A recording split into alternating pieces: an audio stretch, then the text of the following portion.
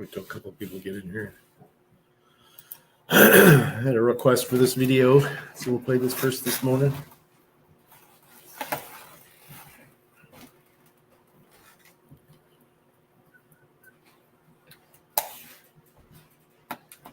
I didn't stop and get anything to eat. They had food waiting for me when I got here. It was nice.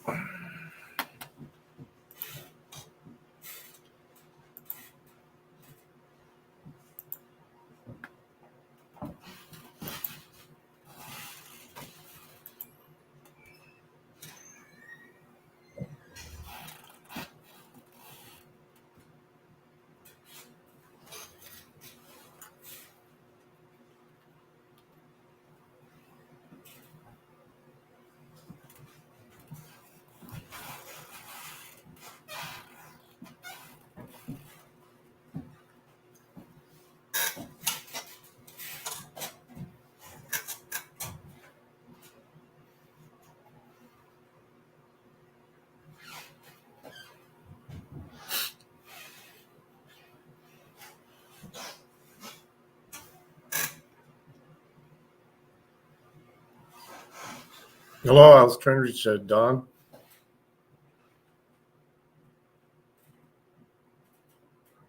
Hey, Dawn. This is normal.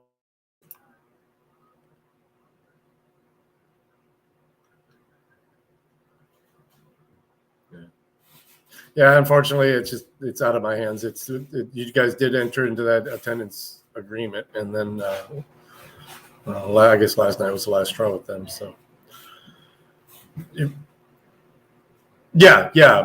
So we could pass the word on to you because I mean, technically you're our employee. So they just wanted to know that they were releasing you from the assignment.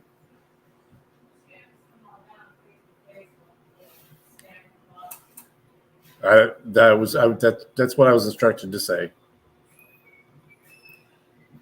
Yeah, this due to the fact that you guys entered into the attendance agreement, and then we haven't had a full week of work since that agreement was put in.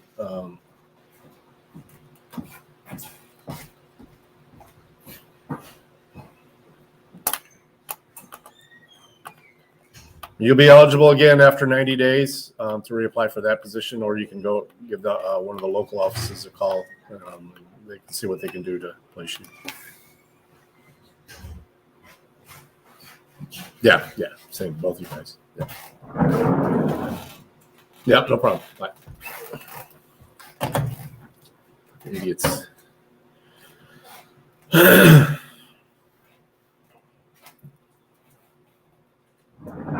Here.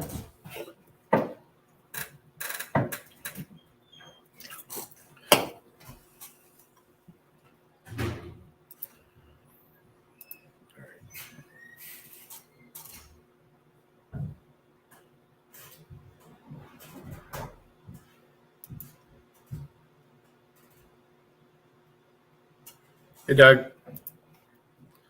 Anna sent me a link to this video here, this Jimmy Dore video. She was in the chat earlier when I was driving to work here, but she hasn't shown up yet. I wanted to see if she would pop in before I played it.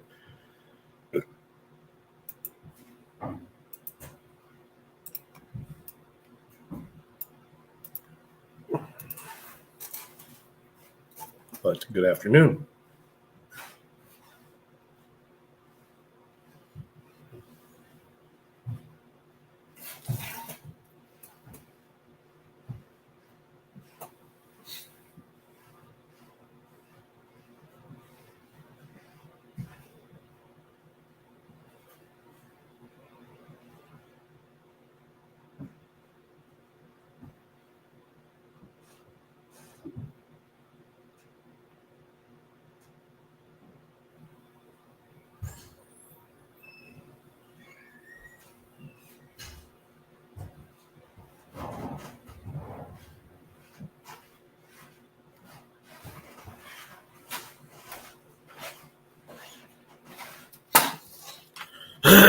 And purple blue piece. Oh, cool. Brandon made it into this one. Sweet. Welcome. Let's get you added. I don't have my other browser open. Waiting for Anna to jump in so I can play this for her. She asked me to play it. Trying to jump in so I can.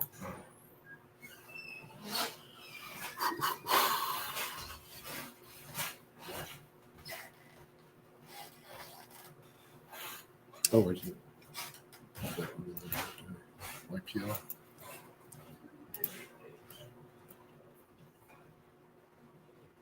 The other link is for StreamYards. This one is for what we're about to play. StreamYard. If you want to join the. I keep hearing the phones ring, but it's not here.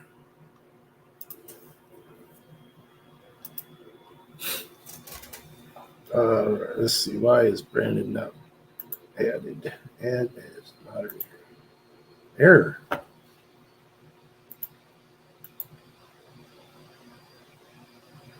It's even an error on desktop. Let me do it from the studio.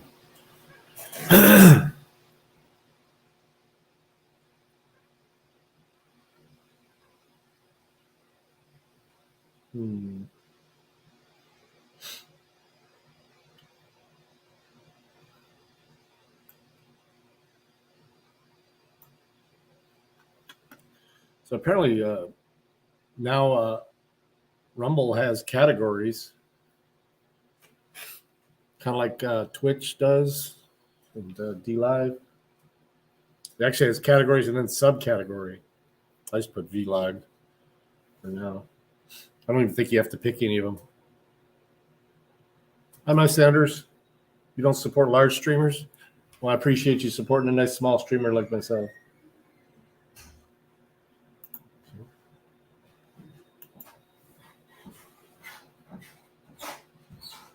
Top out your stream dashboard. I'll turn the stream dashboard.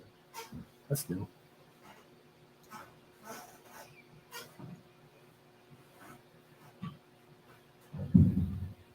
Twitter accounts, yeah.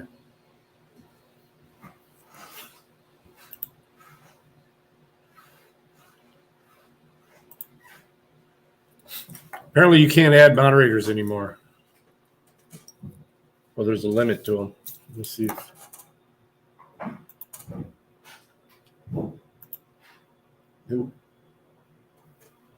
It's not letting me add anybody in moderator, either from YouTube Studio, or mobile, or even desktop. So hopefully they get that fixed soon. Is there a limit? If there's a limit, we'll trim we'll trim back some folks. I just like people being able to check other people's channels and drop links if they want. I got your link ready though, Anna. We're gonna play it.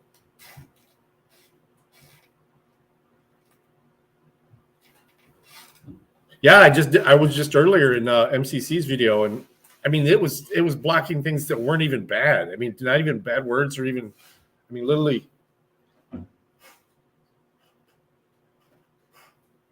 You get blocked on Twitter all the time. It was actually happening last night on Freaking Media's stream as well.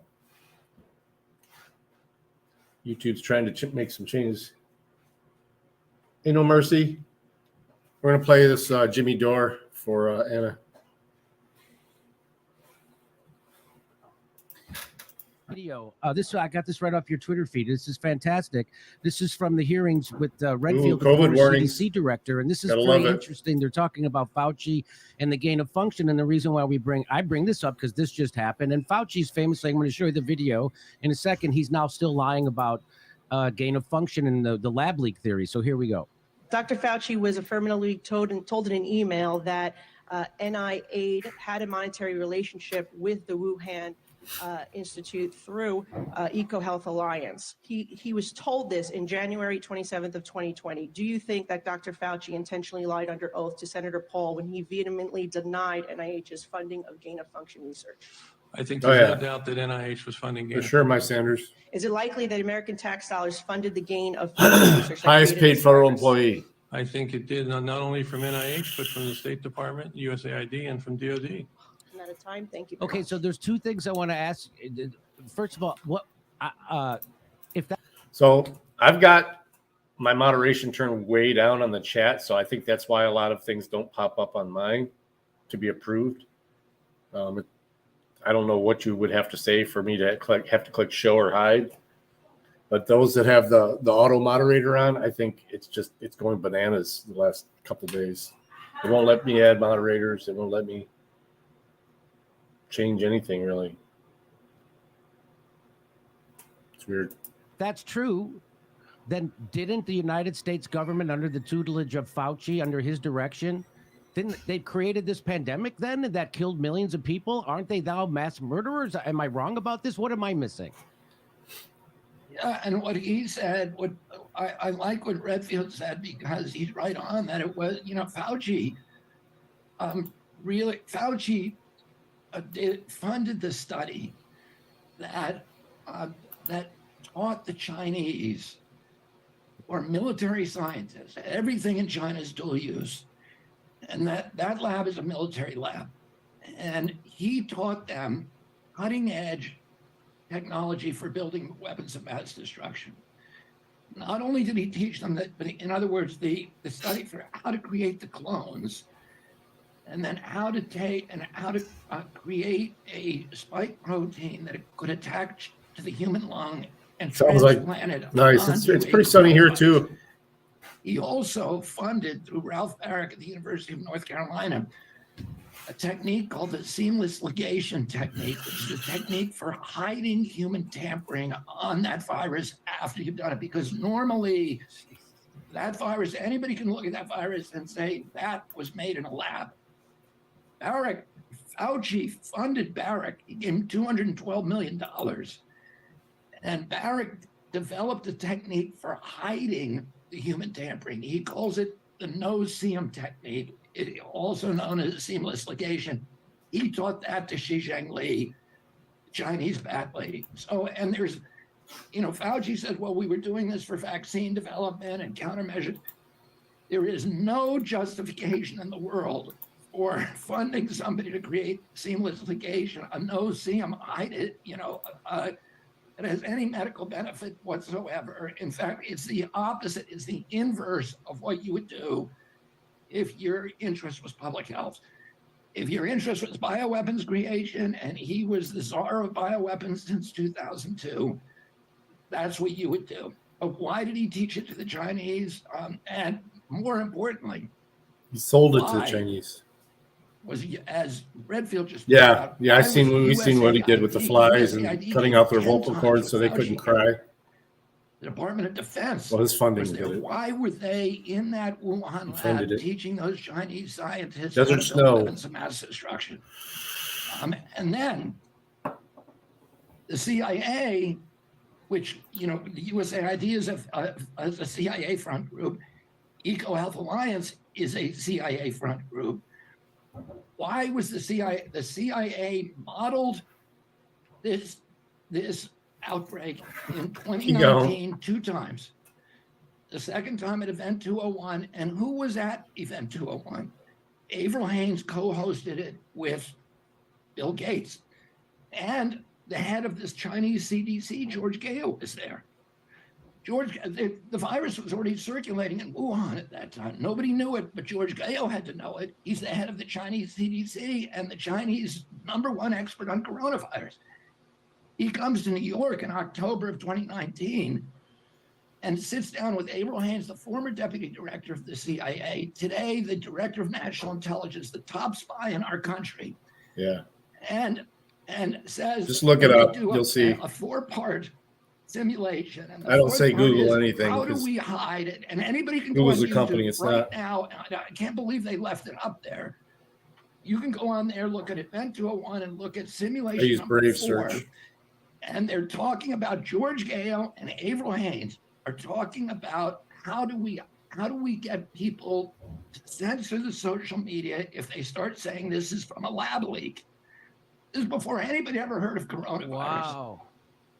That's October 2019. Now, when we know from the Vanity Fair article that the intelligence aid, when Mike Pompeo, who is the Secretary of State, tells the state, like 5 State Department branches, find out where this came from. Did it come from the Wuhan lab? Those guys go over and they say, holy cow, they had all this technology that we were teaching them, and they were using humanized mice to see if they could create a pandemic with coronavirus. And Ralph Eric gave them the humanized mice. And they were saying, they had AZT, useless. It's a cancer drug that just ate people up. Agencies came to that meeting and told them, Did shut nothing it down. for AIDS patients. Investigation is over. So the State Department investigation, they just shut down in March of 2020. And then that gets out, and Congress puts pressure on Biden. And Biden says, okay, I'm going to order the intelligence agencies to do an investigation to find out if it came from the Wuhan lab. Who does he put in charge of that? Avril Haines, the woman who in October of 2019 was modeling how do we hide it if it came from if it's a lab leak. Meanwhile, we now know from the papers that the CIA was working with Twitter, that had a portal through the FBI portal on Twitter where they were censoring information, that kind of information. So the CIA's, was not only funding that technology and was probably responsible for the infection, the contagion, but they also have been surreptitiously running the cover up from day one. It's not just Fauci, it's bigger than Fauci. So here is Fauci, the whole lab leak theory. Now we're finding out of his emails that he was told it was most likely a lab leak. And then it looks like bribed the 2 scientists who told him it was likely a lab leak. So with an $8 million or $9 million funding, $9 million a piece, $9 million, and then they completely flipped their story and said, no, it couldn't be. It couldn't be a lab leak. That's crazy. It came from nature, and that's because Fauci controls the funding to guys like that. And so now this has come out. Here it is, an actual email wherein Fauci and Collins and other experts actually conspire. They have the NIH, the National Academy, put down the Wuhan lab leak theory. Thank you. And they call it conspiracy that's growing momentum. Here is the email, wondering if there is something the NIH can do to help put down this very destructive conspiracy with this that seems to be growing momentum. I hope that Nature Medicine article would do it, but it did, and that's from Fauci. And so here he is yesterday on CNN, or 2 days ago on CNN, and now he's come up with a new story. Now everybody is kind of admitting that the lab thing is the most likely thing that happened. Before, you were called a racist, you were called a right winger, you were called every name in the world because they had to cover. I got deplatformed. Yeah, that's right. You got deplatformed for saying this. And now here's his new story. Viking Listen to chieftain. this. A lab leak. Even though he didn't have no legs that worked, he still was able to conquer more territory than even his father, Ragnar. Could be that someone was out in the wild, maybe looking for different types of viruses and bats. Ivar the Boneless. Got infected, went into a lab, and was being studied in the lab, and then came out of the lab. But if that's the definition of a lab, so that's comical, isn't it? Isn't that comical? He's saying now, no, it wasn't because of the stuff we were doing in the lab. It's like someone went out, he got the virus outside the lab, even though we've never found it outside the lab before, since, or whenever. And then he brought it back, and that's how it happened. It's all sounds crazy, right? Because it is. That's what they call a limited hangout. When you in the intelligence community, they call it a limited hangout. You give these very guarded admissions, and then some kind of story that, it's just you're dissembling and insanity. But people think, oh, well, now he does say it's a lab, but he has a good explanation about why. And that's like a technique they teach, and I guess Jersey J is doing a rally for East Palestine on March 26th. I think that's a Sunday coming up. Actually, I have hockey tickets that day, but I'll blow that off, considering going to it.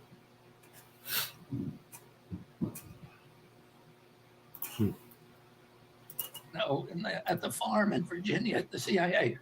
The weird thing is, that CIA, that the CNN, Anderson Cooper, and who is that guy? I don't know who that guy is. Rogan. I think his name is Josh Rogan.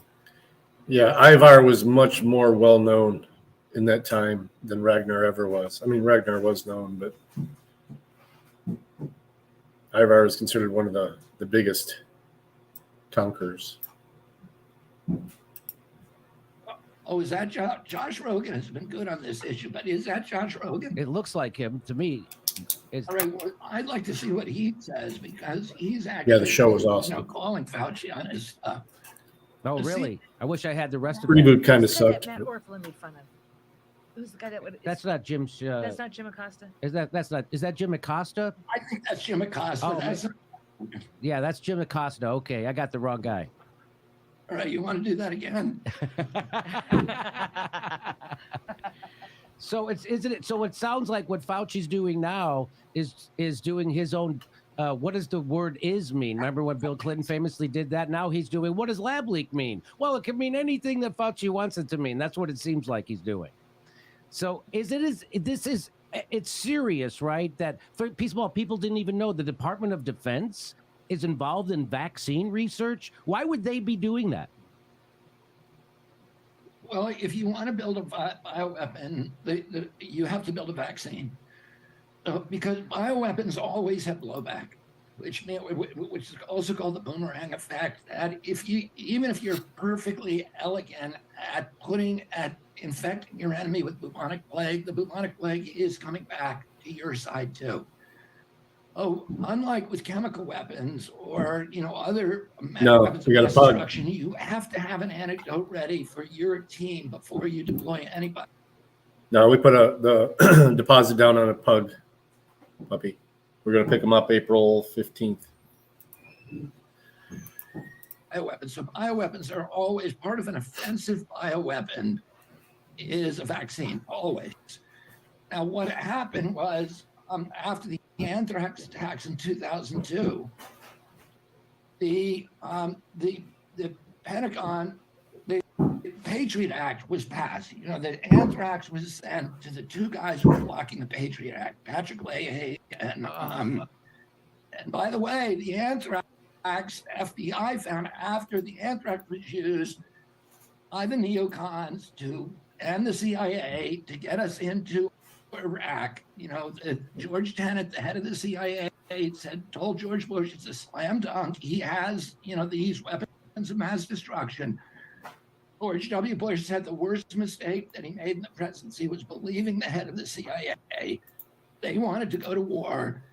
And we went to war because of that anthrax attack, because obviously Saddam had nothing to do with 9/11. But a week after 9/11, they sent the anthrax. Now, the anthrax, they sent it to the two guys who were blocking the Patriot Act. So they took the Patriot Act off the shelf, 350 pages on 9/11, and said, we got to pass this. If you're a Patriot, you got to vote for it. Nobody read it. The two guys who were trying to block it get the anthrax. It shuts down Congress. 2 days later, they pass basically by acclamation, they passed the Patriot Act.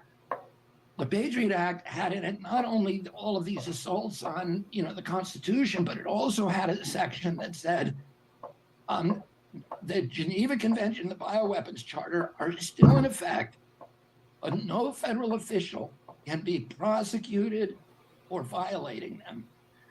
So it reopened the bioweapons arm race that had been shut down by Nixon in 1969 when he ordered all bioweapons destroyed and Fort Detrick closed. Now, the FBI investigated where this came from, but it took them, by the time they figured it out, we had already passed the Patriot Act and we were in war, an $8 trillion war in Iraq that the neocons and the CIA wanted. What did the FBI say? The FBI said that the anthrax was Ames anthrax, and the only place it could have come from was the CIA lab in Fort Detrick. And so it's clear that somebody associated. Yeah, the you're fucking with the Pentagon feds when you or do the that. No CIA mercy. had something to do with that anthrax, because nobody had access to it except those groups. When initially the Pentagon was very worried about actually launching a full-blown bioweapons arms race, because they said nobody, this is very sketchy. The Patriot Act, exemptions are very sketchy and people don't even know about it. And so they didn't want to do it. So they took the money that Cheney gave them, $2.2 billion, and they funneled it through NIH. And it all went through Anthony Fauci. So beginning in 2002, Anthony Fauci got a 68% raise from the Pentagon for doing bioweapons development. And he got a raise of billions of dollars a year to do it. And then he started that's when they started doing all this gain of function. And then in 2014, 3 of those bugs escaped in high profile escapes from different labs in the United States. Fauci built all these new labs at BU, at Galveston, to do his shenanigans. And so 3 of the bugs escaped, and they Good for him. Publicity, smallpox, and a lot of really bad things. And then Congress held hearings on it. Everybody was angry. These bugs escaped, and 300 scientists, top scientists, sent letters to Obama saying, you got to shut down Anthony Fauci because he's going to create a pandemic. And so Obama ordered a moratorium. And at that time, Fauci had 18 different gain-of-function experiments he was doing around the United States. Obama ordered him to shut them all down, but he didn't. He instead moved his stuff offshore to Wuhan, where he could do it out of sight of these 300 scientists and nosy White House officials who were trying to shut him down. And they continued to do it with Ralph Barrick, the same people he was funding here, Ralph Barrick and Peter Daszak, and they moved their operations to the Wuhan lab. And so, I mean, that's fantastic. I mean, I didn't know anything about the origin of this and the bio. By the way, the reason that Anthony Fauci is the highest paid official in U.S. history, so he gets $456,000 a year until his retirement this year, more than the president. The president gets $400,000. Of millions of federal workers, including 4-star generals, Congress, Yeah, it's rough, man. Justice, he is the highest. You got to be careful what you say. Why is he the highest paid? Because he got that 68% raise from the Pentagon. But the only way he could hold on to that raise is if he kept making bioweapons for them and calling them vaccines. So, when I hear you talk, and the more you talk, the more I'm convinced that the people who control things are going to control things. And there's really nothing we can do. All that stuff that Robert F. Kennedy Jr. was saying, we don't endorse any of it. And the vaccine, of course, is fantastic. The COVID-19 vaccine, it slows the spread and the contraction of the virus, and it keeps you out of getting seriously ill, sick, or in the hospital. It's fantastic. If you want to see my stand-up special, become a member at jimmydork.com. It's only $10, and come see our live stand-up comedy in Los Angeles, Palm Springs, Milwaukee, St. Paul, Honolulu, Northampton, Massachusetts, Syracuse, Cohoes, New York, Hartford, and more.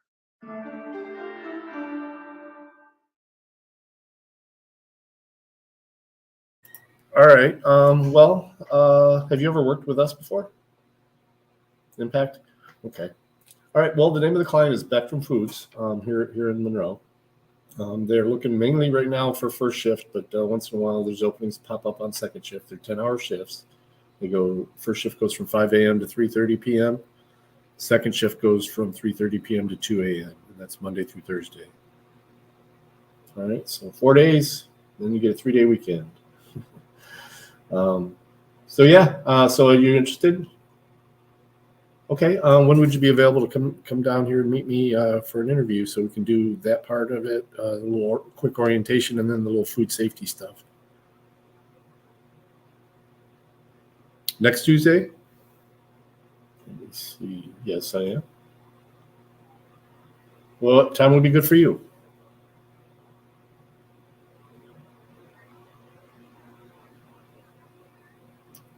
Okay. I'm actually been covering one of our afternoon offices, so I'm actually opening the office later. Lately, would a little bit later be okay? Okay. All right. Well, I just wanted to know your availability. But yeah. Okay. Tuesday. Let me see. I got one other one then. We do 1:00, 1 p.m. Would that give you? I mean, you should. It only takes about an hour and a half, and you should be done in time to go pick them up if you need to. All right, 1 p.m. on Tuesday. You know what? Is it okay if I just reply to you through Indeed, and I can send you all the instructions with the address, and you can just send that way. You'll have a confirmation, and in most phones, it actually schedules it for you. But yeah, I'll shoot you a message back.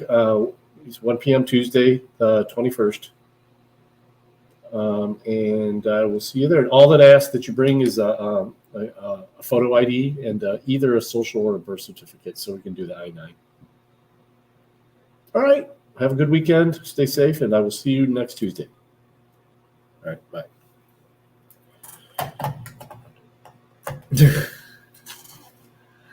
April 9th, Jimmy Dore Live in Milwaukee. Really? Sweet. Let's get something going while I type this up. Type up my intro view. Yeah. Here you go, she said. If we're going to listen to Russell, we're going to listen to the whole thing of Russell on Rumble. Obviously, I thought it was a Rumble issue yesterday with the cutting out audio, but it must be something. Maybe it's StreamYard. I don't know. That's weird. It was doing it pretty constant there.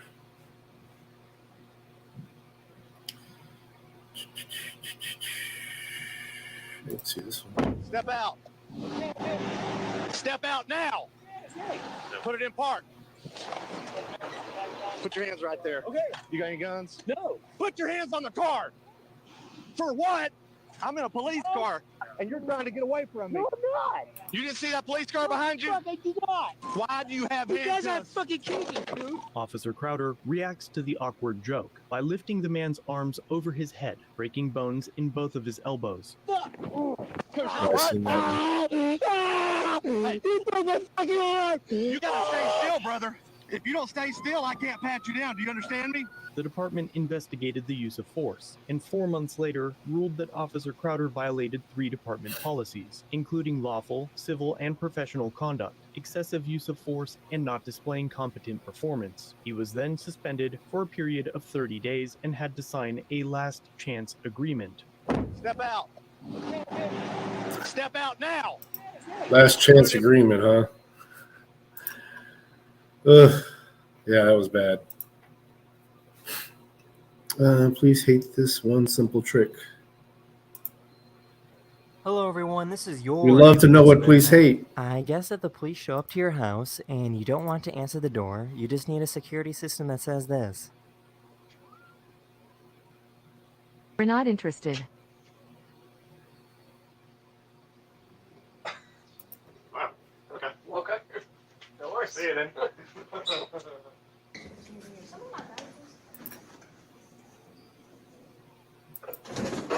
What? This hatch chilies? Oh, is that what that is? Now that. Uh-oh. What in the tarnation? Thank you. This company wanted to show how easy it is to turn the steering wheels on their trucks, so they got a hamster to drive it. They used a carrot to guide the hamster on which direction to go.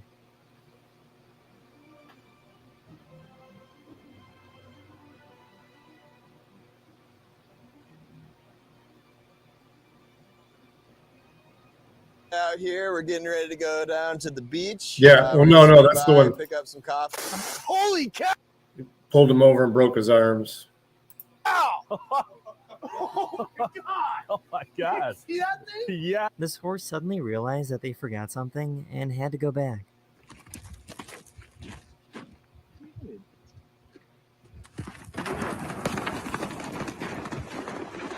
You know, Shit. this morning he really pissed me off. You know what he did? What? He opened the door for another girl. She was in a wheelchair.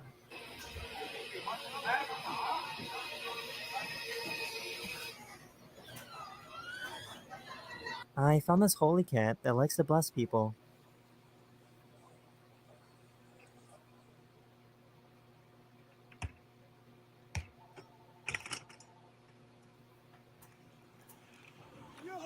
This diver let these shrimp climb inside his mouth so they could clean his teeth.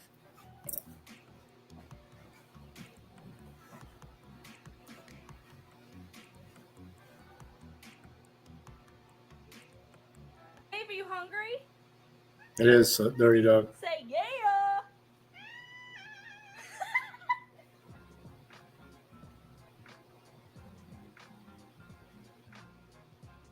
A diver found this chubby seal that fell asleep.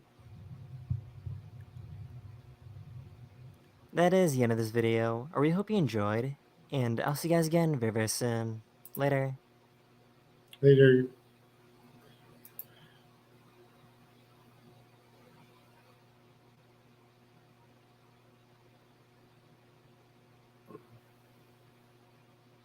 We avoid the quartering when Anna's in the room.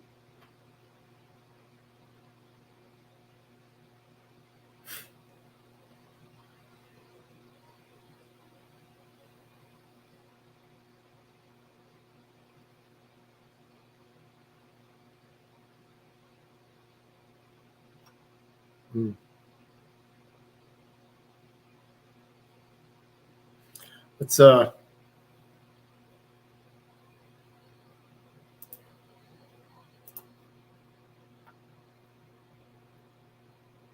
do Russell. It's over with.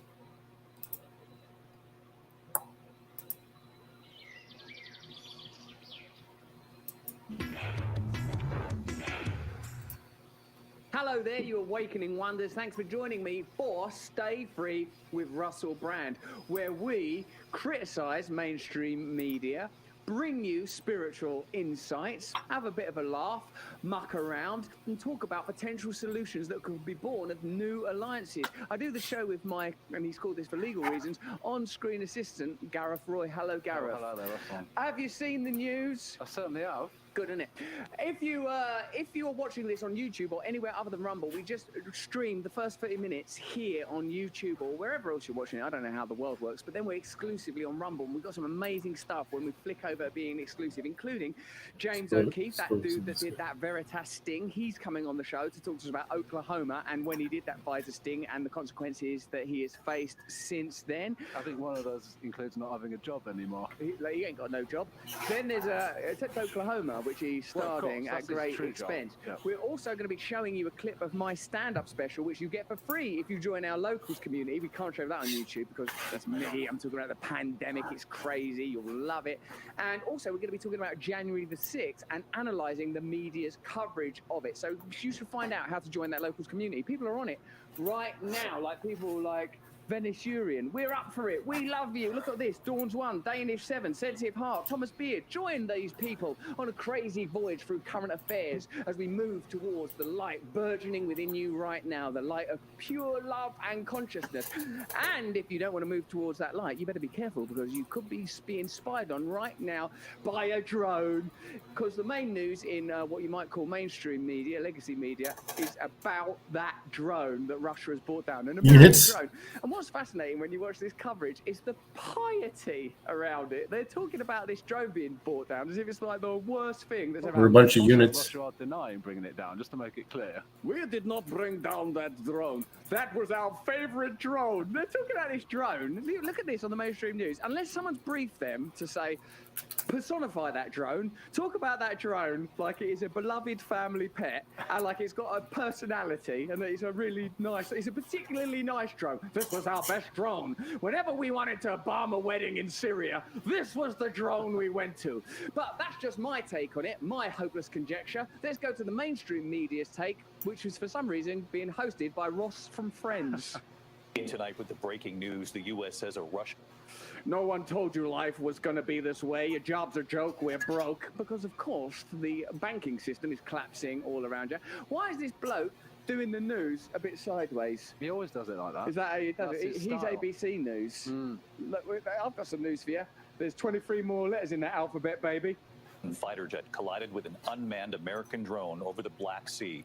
That drone worth up to 30... The Black Sea sort of near Russia. Yeah. Isn't the Black Sea adjacent to Russia? Isn't the Black Sea in Russia? Like, it's not like unconnected. It was just flying around innocently over the Black Sea that's somewhat near to, and if you look at it on a molecular level, interconnected with Russia. Note how they report on this story. Watch this, and let me know in the chat and the comments if this is the sort of thing you've noticed before. They start talking about it financially. Unconsciously, they reveal their true perspective. But militarism is a financial system. This guy, Ross from Friends here, he ain't going to be able to do even 10 seconds more mainstream media news without talking about how much them drones cost. And I'll remind you that in Ukraine, like, kids and staff are dying, they're blowing up nuclear plants, all like a total mess. Not nuclear plants, we'd know about that. But I'm saying like energy centres and all that kind of stuff, aren't they, Gareth? Yep. I think it's fair for me to say, but let's see what the cast of Friends have got to say about it. $2 million and crashing into the sea. And of course, it comes amid significant tensions already between the U.S. Significant tensions is a war. It's a proxy war. They are funding that war. I mean, is that an allegedly? Because we're still on YouTube, right? Allegedly.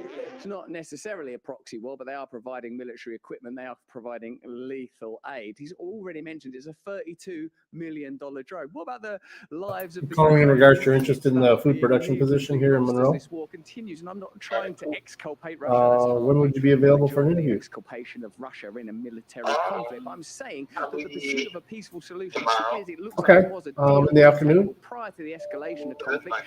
How about 2 p.m.? Now he's got into this crazy situation. After 2:30? Infringing Russian territory, as has Okay. been argued. We can do 2:30 if you want to do. Now that NATO exists to agitate Russia. All right. That's the Do you know where the whole office point is? of NATO. and Russia.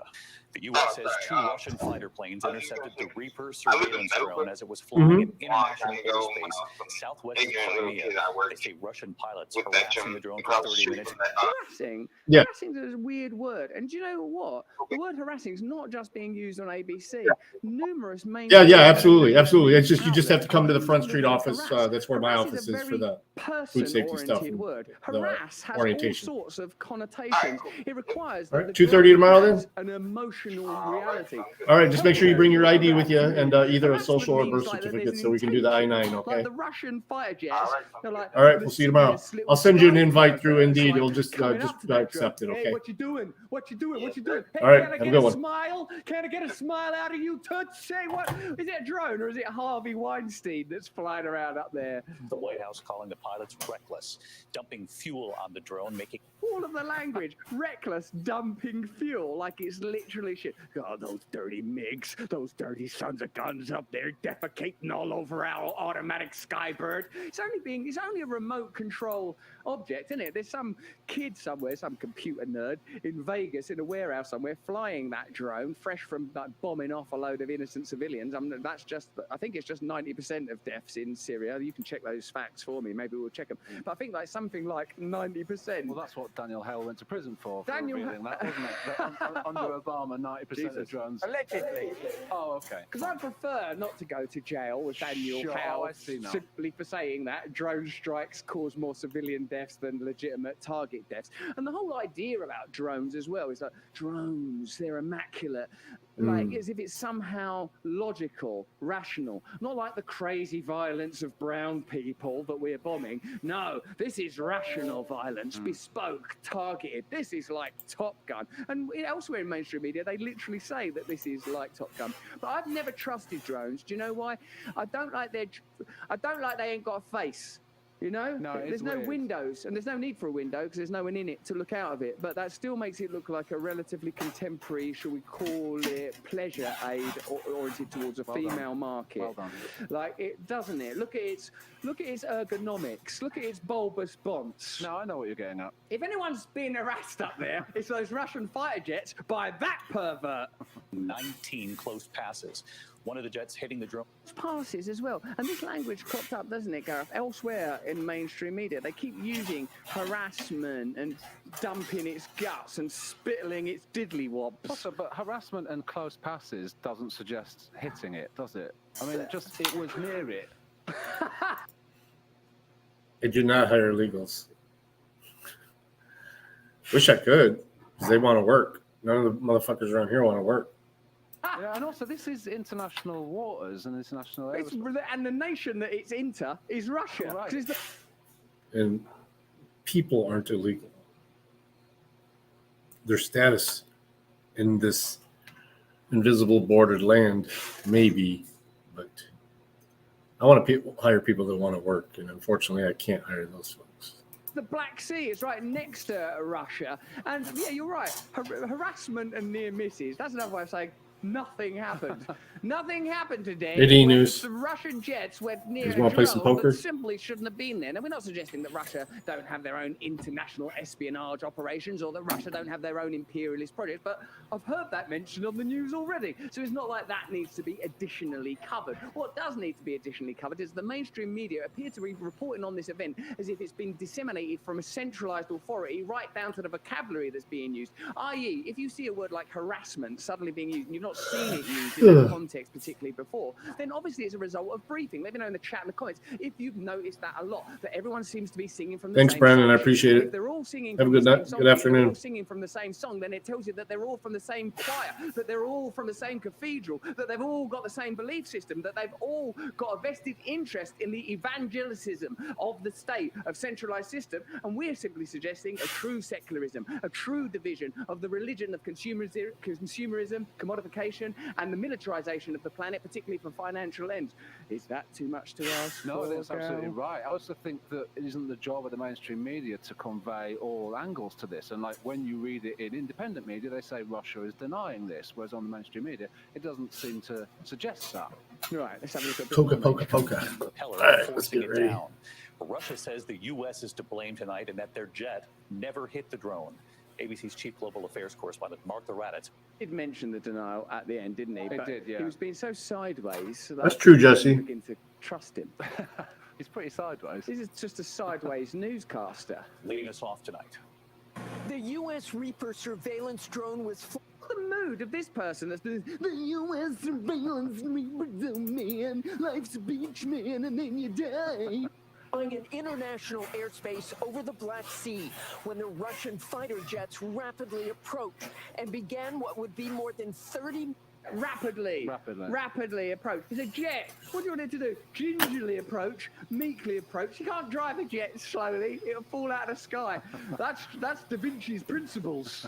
minutes of reckless aerial harassment, much like this encounter with Reckless aerial harassment. That's not unbiased reporting. That's how bad can we make this sound? What is the worst we could make it sound? Should we call it reckless aerial harassment? Because another way of saying it is it just went by. Isn't it? Yeah. U.S. B-52 bomber in 2020. Interceptions are common, but never before like this. Not only never before. This is the worst thing that's ever kind of happened. In the last few seconds since they started talking. Why is everyone behaving in that way? They're not even talking like normal people. But I think we know exactly why they're behaving that way, because they're ramping up a narrative. They're ramping up a narrative. Is that what they're doing? Do you think so? Look, honestly, we're making this show for you. We want to know what you think. I mean, we've been watching this stuff. We've been trying to work out using our best efforts, haven't we, and all of our available insights and resources to try and. All right, we're going to set it for. Of this story, so we can decide for ourselves. See if we can get more people. Let's do 45 after the hour. Armageddon enthusiastically and dumbly is the best possible course of action. the Russians shadow the drone. They made 19 close passes, sprayed fuel on the unmanned aircraft multiple times, while It said that the drone got touched on its ass by the fighter jet. What is this weird list of sky crimes? Shadowed the drone, so didn't touch it. Followed 19 close passes, didn't touch it. Sprayed fuel on it. I mean, this is a war. Do you know what I mean? Like, that's not the worst thing that's happening in a war. This is spending more time on what this drone has been through. This drone, that as far as we know, has no subjective reality. You know, chatbot GPT aside, we don't know what the internal reality of a constructed digital consciousness might be like. Or all right, room's up. It's not like the drone's going to come back from this and go, oh, bloody hell. What? You weren't there, man. That's hilarious, Chopper Where's Chopper. this drone? It's not Vietnam. None of them received the hero's welcome. What do they want for that drone? For it to be decorated? For it to Well, I'll tell you what they want for that drone is to build a lot more of those drones. That's what they're by saying, their isn't friends in the military-industrial complex. Who's making these drones? Who's profiting from these drones? Where did that $32 million go? One of the jets pulling up vertically as it approached the drone, then colliding with the drone's rear propeller. They collided with the aircraft, damaging the propeller. All of this energy. Same Look, this language guy again. stood. All right. The same language is being used consistently throughout it. And also, there's a press briefing on what amounts to what would happen if your car had a near miss on a freeway. Oh, well, yeah, well, the car went by, sort of my license plate fell off. That's it. It's just at a military level. There's all sorts of money being spent. There's all sorts of lives being ended. The escalation of tensions and a potentially earth-shattering conflict. And we're worrying about someone's propeller. And essentially putting in a situation where it was unflyable and uncontrollable. So Yeah, I turned on video chat. Able to see There was an drone option as a now kind of when you set up the room. sentiment that seems easily accessible to the Lets you do video chat if you want to. people. So I've had to, I just turned it on just to see what it was. Because I don't like its windowless face. I don't like its sort of dumb. Well, they're trying to make us care about You it. should go on cam and then we'll tell Matt that he missed you. Like this. Here's a drone that I can really learn to love. Have a look at this little guy, and he's a beautiful little visage. Let's see it. There is it. We've spent time on this. I wonder what they're thinking when. Yeah, that's what I need. That's what I need from a drone. Black rock, a CND sign, a little wing there. It was worth it. It's worth it to see that adorable little guy. I don't Maybe a blame bit you. Like Justin Bieber. I'd like to know where they've got. That's our team back there. We've got youngsters that work for us, and that's what they do. You can say no if you want. Well, It's we're just an trying to option bring now, people so I together turned it on across just to the see what political it's like. spectrum, while we're trying to create new narratives Jesse. to help us challenge centralized power and bring peripheral figures together in a new union. Some people are there getting that Justin I Bieber think I wig would together. pay $32 million for that. Well, tell me that either that was Well, actually. yeah, if you're on video, of several years ago, this device. it's going to ask You know, like for it could permission. Be a valuable ally in times of deep your loneliness. camera and mic. MSNBC similarly represented the conflict. Get ready.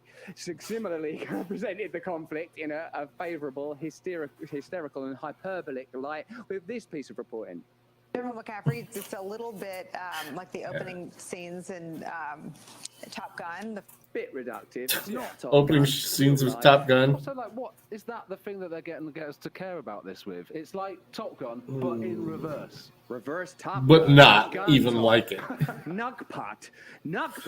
Think of it as Top Gun, in which Tom Cruise seemingly gets younger. But this one happened in Top Gun too.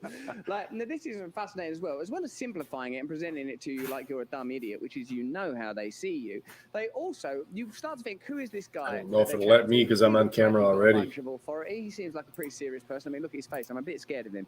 Like, trust your instincts. How do you feel when you look into the eyes of that man? I don't want to make a judgment. I'm a non-judgmental human being as best as I can be, but let's have a look. The first one with the roles reversed here, they were obviously brazen. The news, room's up. This is an actual war. These kind of, like, it's not like Jane Austen. Sir, I am undone.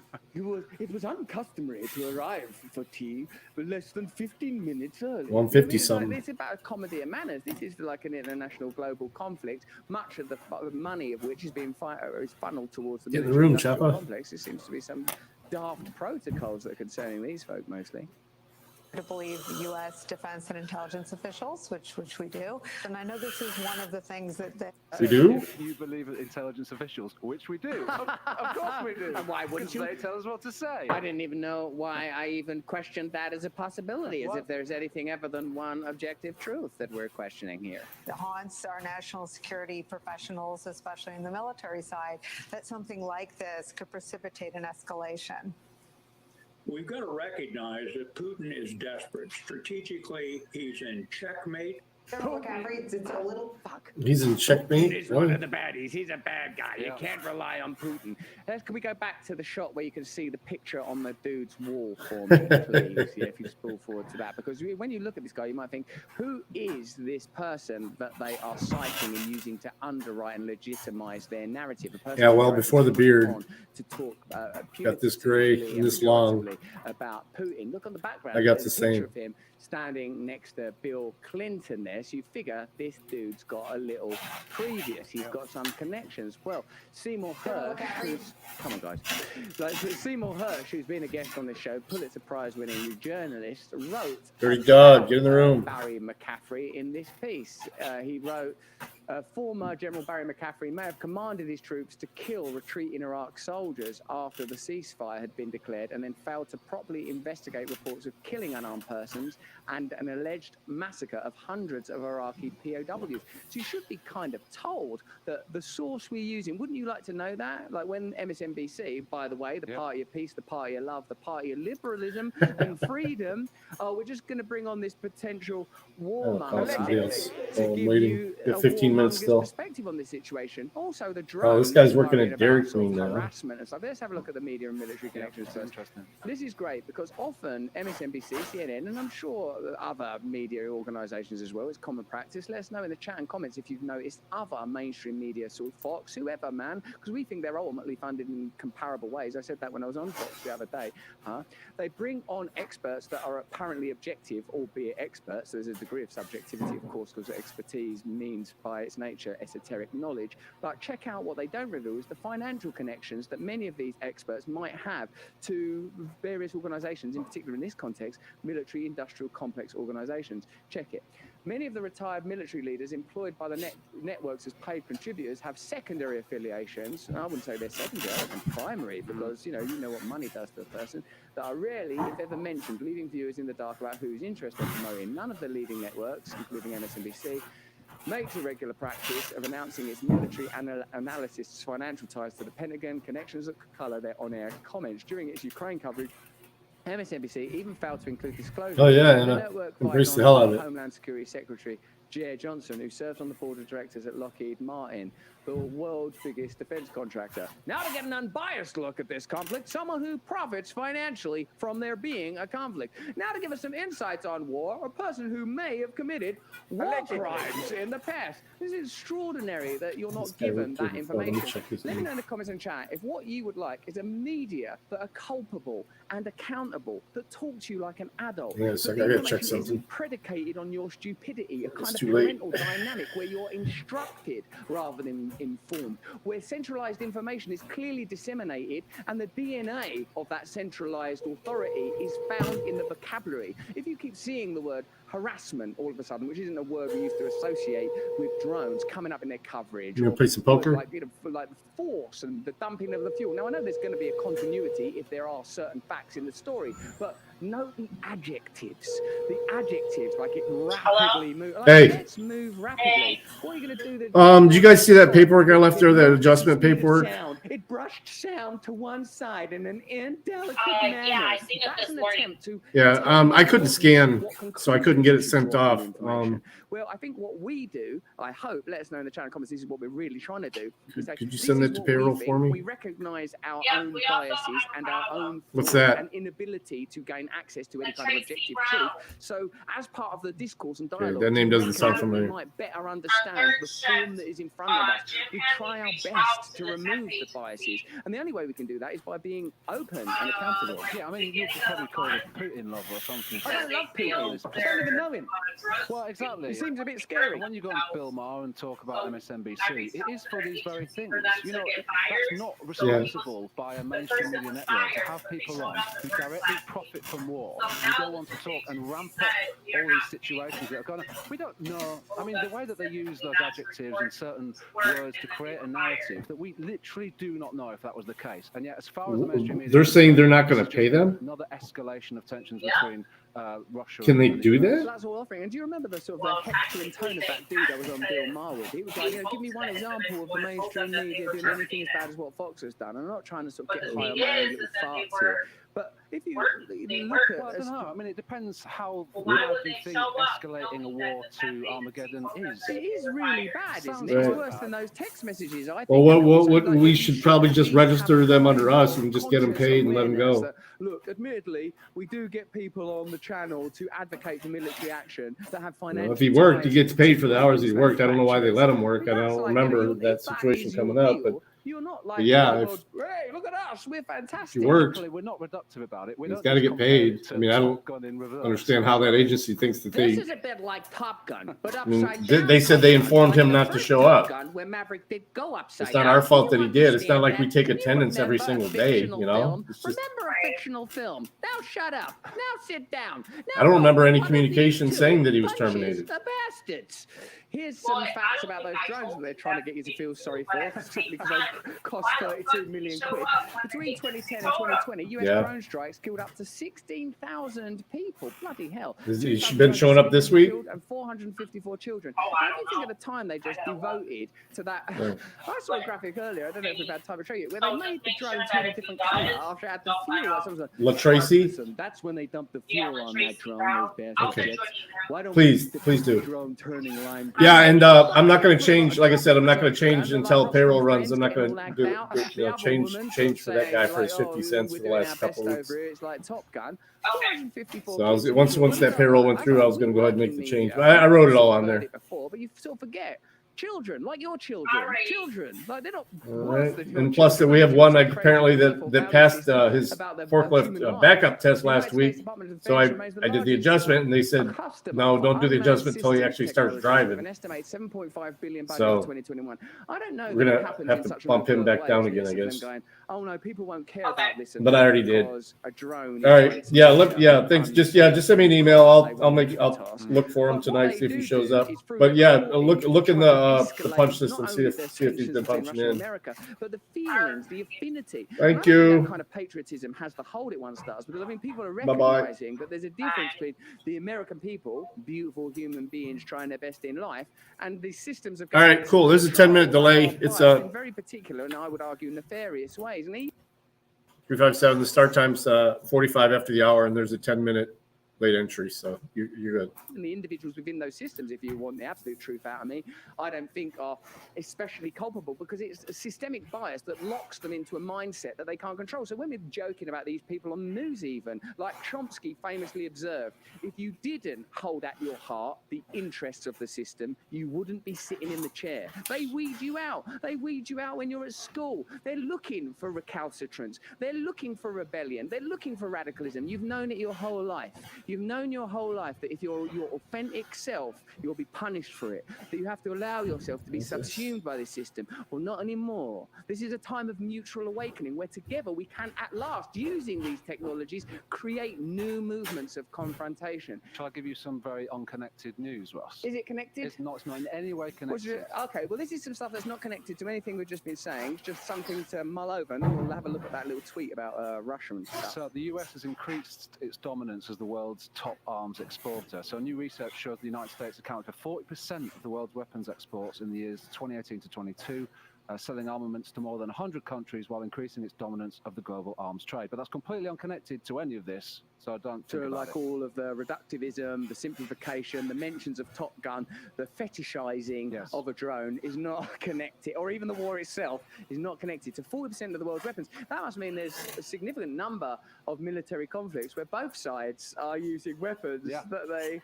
Shame that the weapons aren't friends, and so... Well, maybe if you put faces on them, they will be. Put faces on those drones, and it might be like the film Fox and the Hound. Right. Now, if I recall, in the end... I wondered when you get to this metaphor, Mr. Brown. The Hound, in the end, will not kill Todd, because it remembers they was mates when they was little. And isn't that the real message? Here's a tweet from someone called Medea Benjamin going... US complains that its Reaper drone conducting routine operations over the Black Sea was intercepted by a Russian jet. Why are US drones flying over the Black Sea? Routine operations or routine provocations? And like, remember, it's not that long ago, is it? Since we were all meant to get up in arms about a balloon floating.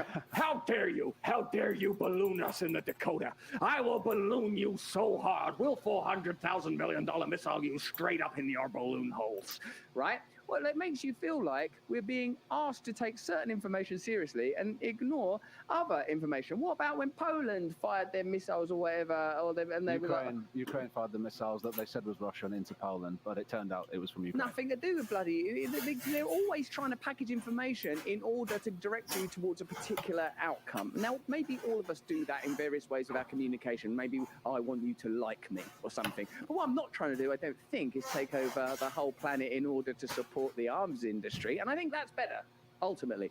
So look at this. What was that drone even doing there? 6,000 miles from the Black Sea to the United States. That's 6,000 miles that drone traveled. Yeah, from North America to the Black Sea. That's 6,000 miles. Now let's see how far the Black Sea is from Russia. It's 0 miles. There's no miles because it's touching it and on occasion on it. And bits of Russia are under it. Yeah, there might be like a nice beach or something. Right, you could go and stand in there on your holiday. I don't know, because it might not be warm enough. I don't know where you go on holiday if you're in Russia, because I've been deprived of access to that type of culture, because I was brought up to think that Russian people were somehow fundamentally different from me, so that I became a little drone, ironically, within the system, unthinking, unquestioning, consuming the information spoon-fed to us by systems of culture that are not our friends and that want us dumb and distracted, so that our only means of self-soothing are commodity and consuming. How many of these stories do you think they think are going to eventually work?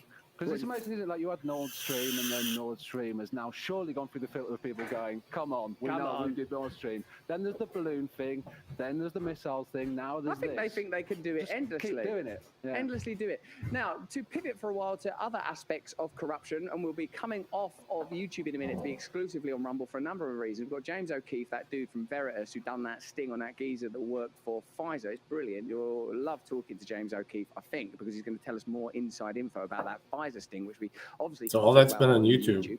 I'm going to show you some of the stuff on my stand-up special, Brandemic, which you get for free if you join our Hilarious. community, which you definitely should do, or you can buy it Dude, for one-off. I ain't buying it. Fee.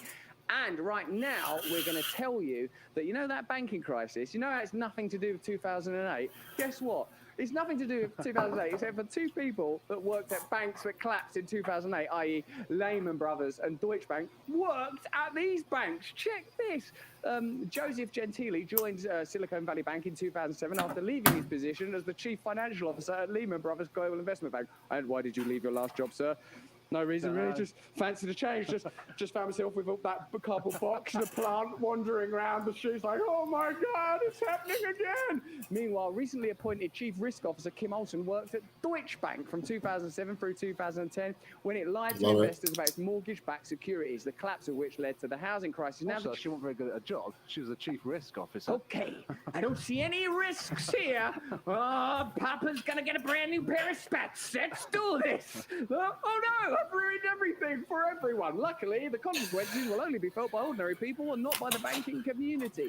If only we had someone that could come and explain the opacity of the financial world in broad Cockney. No mercy, are you in the room? We had an ordinary working class economist come on here and decode. We have 5. We need one more so we can have 3 payouts.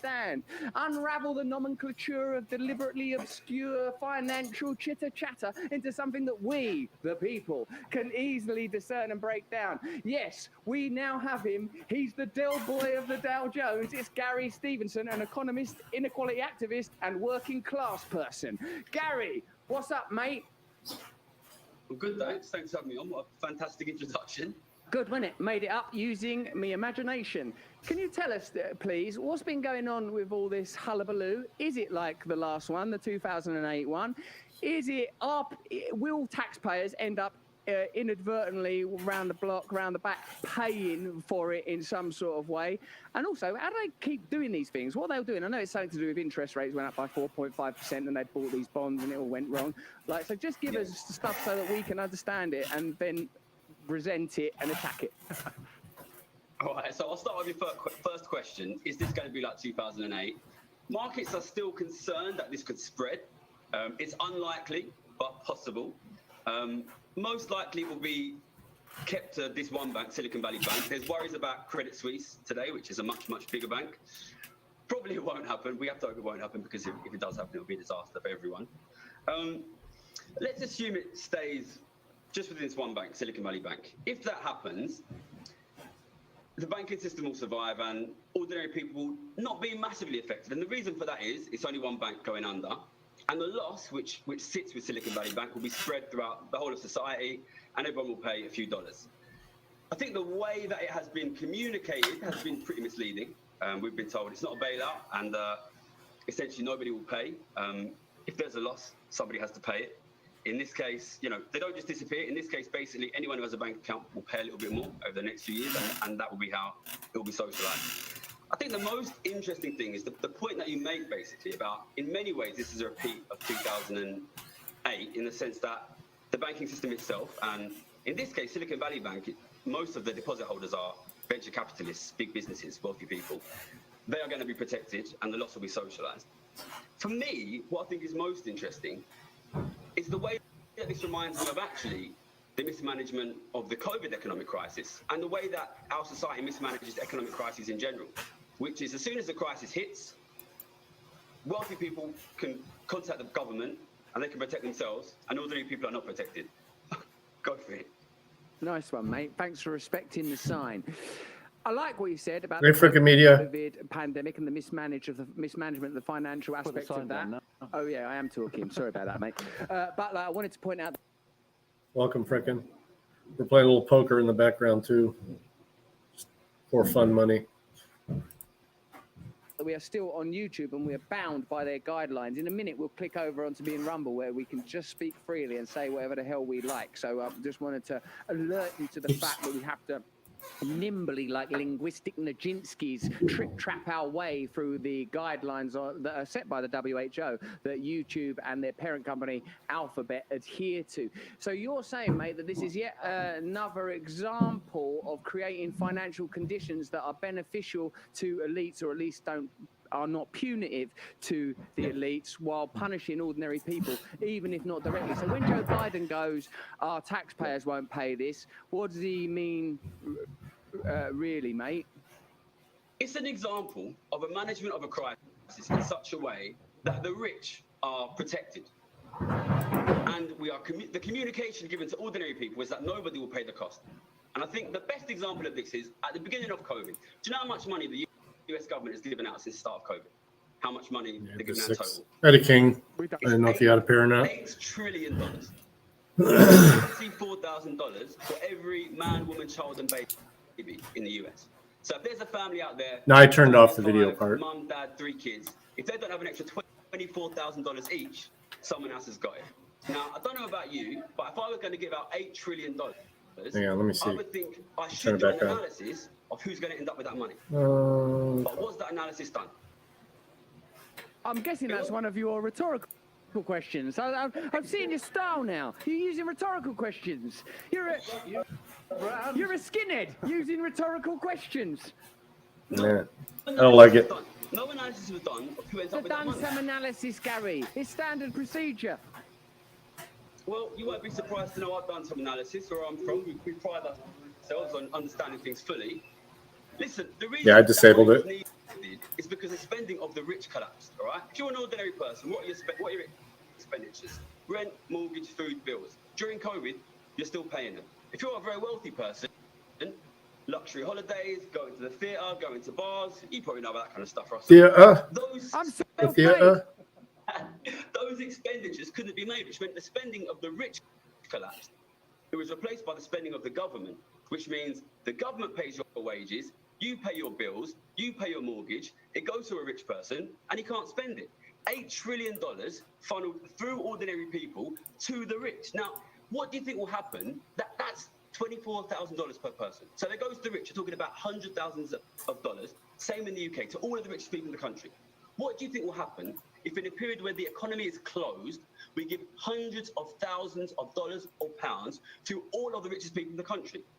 When you reopen, you'll have inflation and a cost of living crisis. It was obvious. And if you don't believe me, go look at my YouTube. In June 2020, I predicted massive increase in inequality, massive increase in inflation, and a cost of living crisis, because that is what happens when you massively increase inequality. And people need to understand that when crises happen, we need to start looking at them through the lens of inequality. Who wins and who loses? I like it. My favourite bit was the bit where Gary goes, and if you don't believe me, right, you can ask my mum, because she's seen me do that analysis, blood. That was my favourite bit. Mate, what about Julian Assange's thing, that the function of government is to take money from public hands and to pass it into the private sector, whether that's through military action, exploitation of crisis, or even in economic situations like this one, look for opportunities? I think if you look at the last 3 years, that is definitely what they have done. There's a question of why they did it, whether they knew they were going to do it. So I worked in finance for a long time, and I studied economics. I went to London School of Economics, went to Oxford.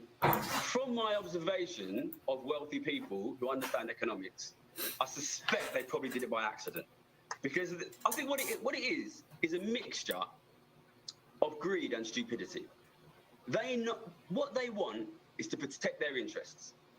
As long as they're protected, that's all they care about. So they go in. I think this SVB example is great. It's a great example because straight away, these guys on the phone to the government, bail us out, get your bailout. Nobody talks about who wins, who loses. You know, I think at the beginning of COVID, we had such an amazing example of that. We are so privileged to have witnessed such an example of mass elite stupidity, right? £700 billion, $8 trillion given out. Nobody in the mainstream media said who ends up with that money. It's a simple question, right? And that money is in the bank accounts of rich people now. And now we have a cost of living crisis for ordinary people, but ordinary people can't afford, in many cases, to feed their kids at the same time as the biggest and fastest ever increase in millionaire and billionaire wealth. The average US billionaire doubled their wealth in the first 1 year of COVID. The average UK billionaire increased their wealth by £630 million in 1 year. And yet here nice. We are now, sounds good. where ordinary people in many cases can't heat their homes, can't feed their kids, and we're talking about it like there's no money. What ordinary people need to start thinking, when there's a crisis, when your cost of living falls, please, God, look at the rich and say, is it falling for them as well? If your life is getting worse and their life is getting better, probably what's happening is inequality is increasing. If you look at the statistics, that is what's happened here. It's a brilliant lens to provide, mate, because it does seem like the very definition of a wealth transfer, an energy crisis that leads to profitability for energy companies.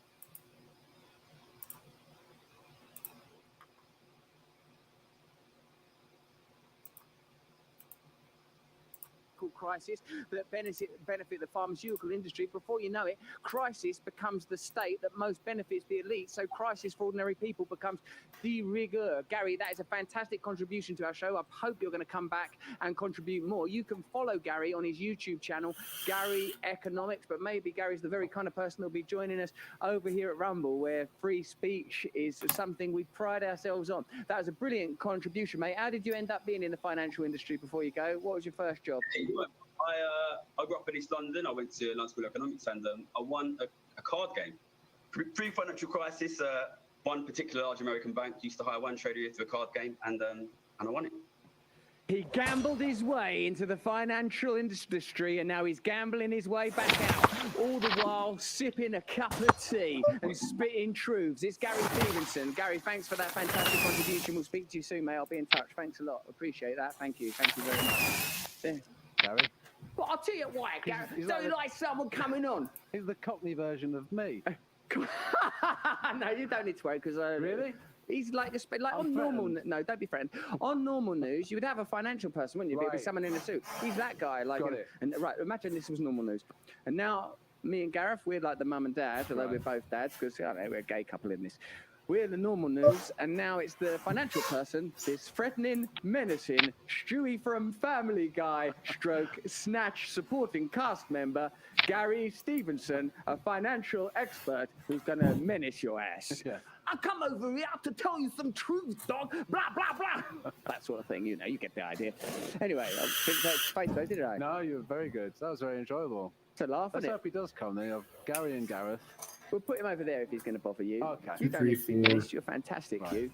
5, Now, 6. There's a why fucking don't you straight on the click board. over? If you're watching this on Who's YouTube, got a 7? we're gonna drift now. Yeah, I'm gonna use more slang. I think. Makes it seem Oh, cooler. Jesse got a 7. 357 got a 7. I'm gonna up the slang. I'm up in the slang. It's the only way to. Or ooh, there's a Come flush on, out come there on too. here, that's more working class. Now we're gonna have to. Mercy coming out make a bold hard. decision by going the sort of glam rock Mark Bolan route, but it's too late now. You're gonna have to geezer it up. We want you to join us over on Rumble now, Flush. because we're going to be bringing James O'Keefe on, telling us about the inside scoop on that Flushed. Veritas story. I want to know where that dude is now. You know, the bloke that they done that day with. Yeah. Well, it's Pfizer, and obviously I can't tell you the stuff he said because it's not allowed to be on YouTube. We're also going to show you a bit of my stand-up special, which you can buy for a one-off price of $20. In fact, at 6 o'clock, it's going to be available, and we're going to show a clip of it right now. But there's no way we could show that on YouTube, could we? This is No. hilarious. No, It's got too much stuff, too much truth. Okay, show it on YouTube. Yeah, and then we're Uh-oh. going to talk about January 6th. You're working class. Get an eye of this. Oh, working class. Oh, Doc Cotton. Here we on go. a twist. Eat your heart out.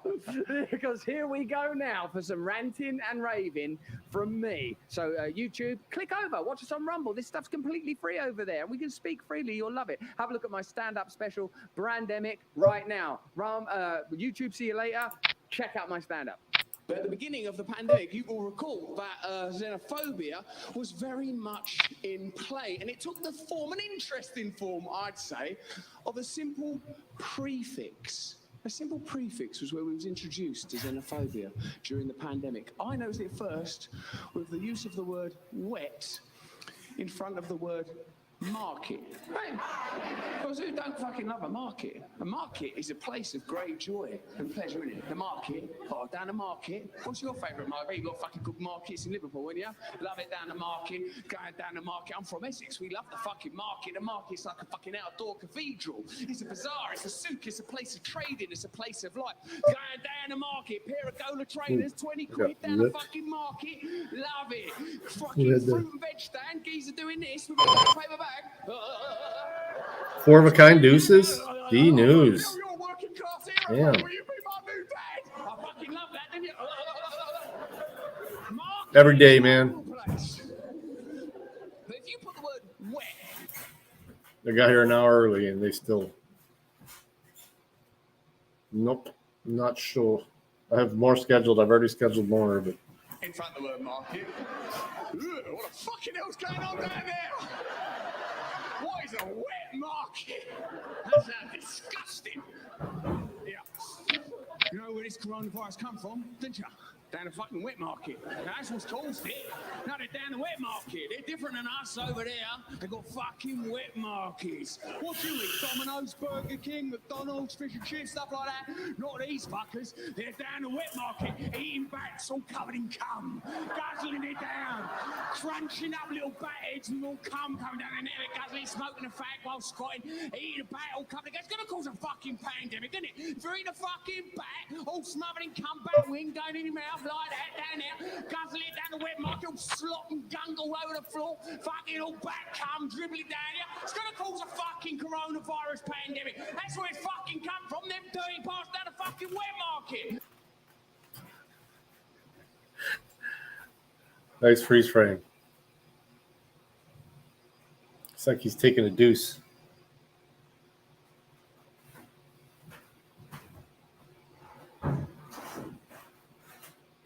Yeah,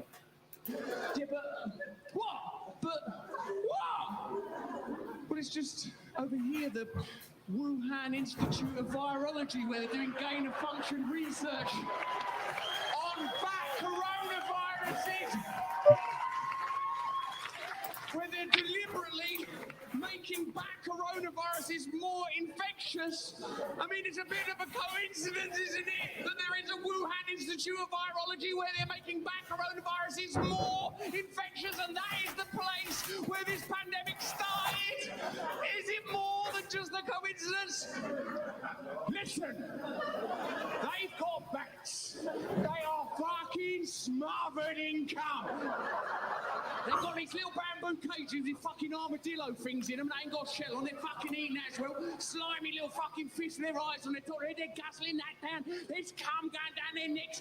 They're crunching up the little bat. It's all foaming back cum all coming out of their fucking mouth. There's spunk fucking everywhere on the wall. They're skidding about in that stuff. No, but isn't it at least possible that it came from this laboratory where DARPA, an American firm, are proven to invest, where the files from January 2019 were mysteriously deleted? Isn't it at least worth considering if even by accident it's possible that there was some sort of accident at that laboratory? Listen!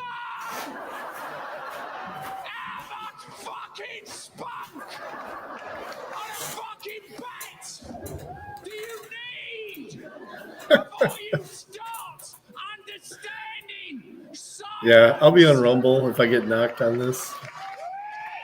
That clip was from my new special, Brandemic, only available on Locals. You can buy the special for $20, or you can become a member of our community to get both the special and all my Locals content for 1 whole year. Go to russellbrand.com/tour. That's right. Why don't you join us over on Locals? We're watching the chat right now. Sensitive Part 25. I love you. Where's my money? Says Red Zephyr. I think he's talking about the financial crisis rather than Locals, because you will get great value, as we just saw. You'll get Brandemic. You get access to the show where me and Gareth talk about our true feelings and answer your questions. Fantastic stuff. Oh, look at Georgie Gal.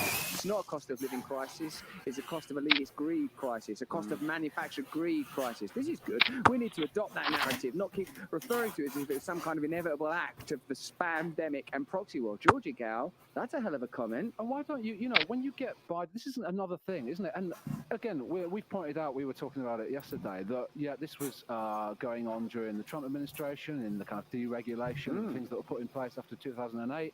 And it's not being corrected by the Biden administration. But then when you get Biden going on the telly and doing a speech where he's like, this won't affect normal people. And then you get... Yeah, awesome. $10 or $20 or $30. That's money that people shouldn't have to pay. Shouldn't have to pay money. That's an additional tax. Look at this, character 0. These are all distractions. This is if you join Locals, but you can comment, look.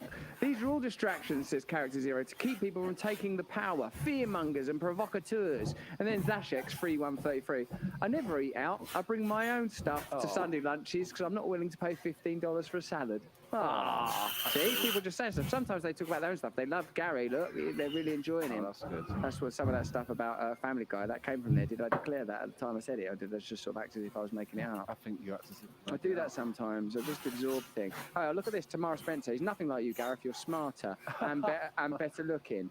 G&G double act. Georgie Gale's trying to get you at it. Right. And then Ash Eller. Gary reminds me of Matt Kennard, not Gareth. Yeah, Matt Kennard. He was another good sort of autodidact. Slang on, says Talani. See, these are the sorts of things. It's a lovely little community in there. You can join it if you will.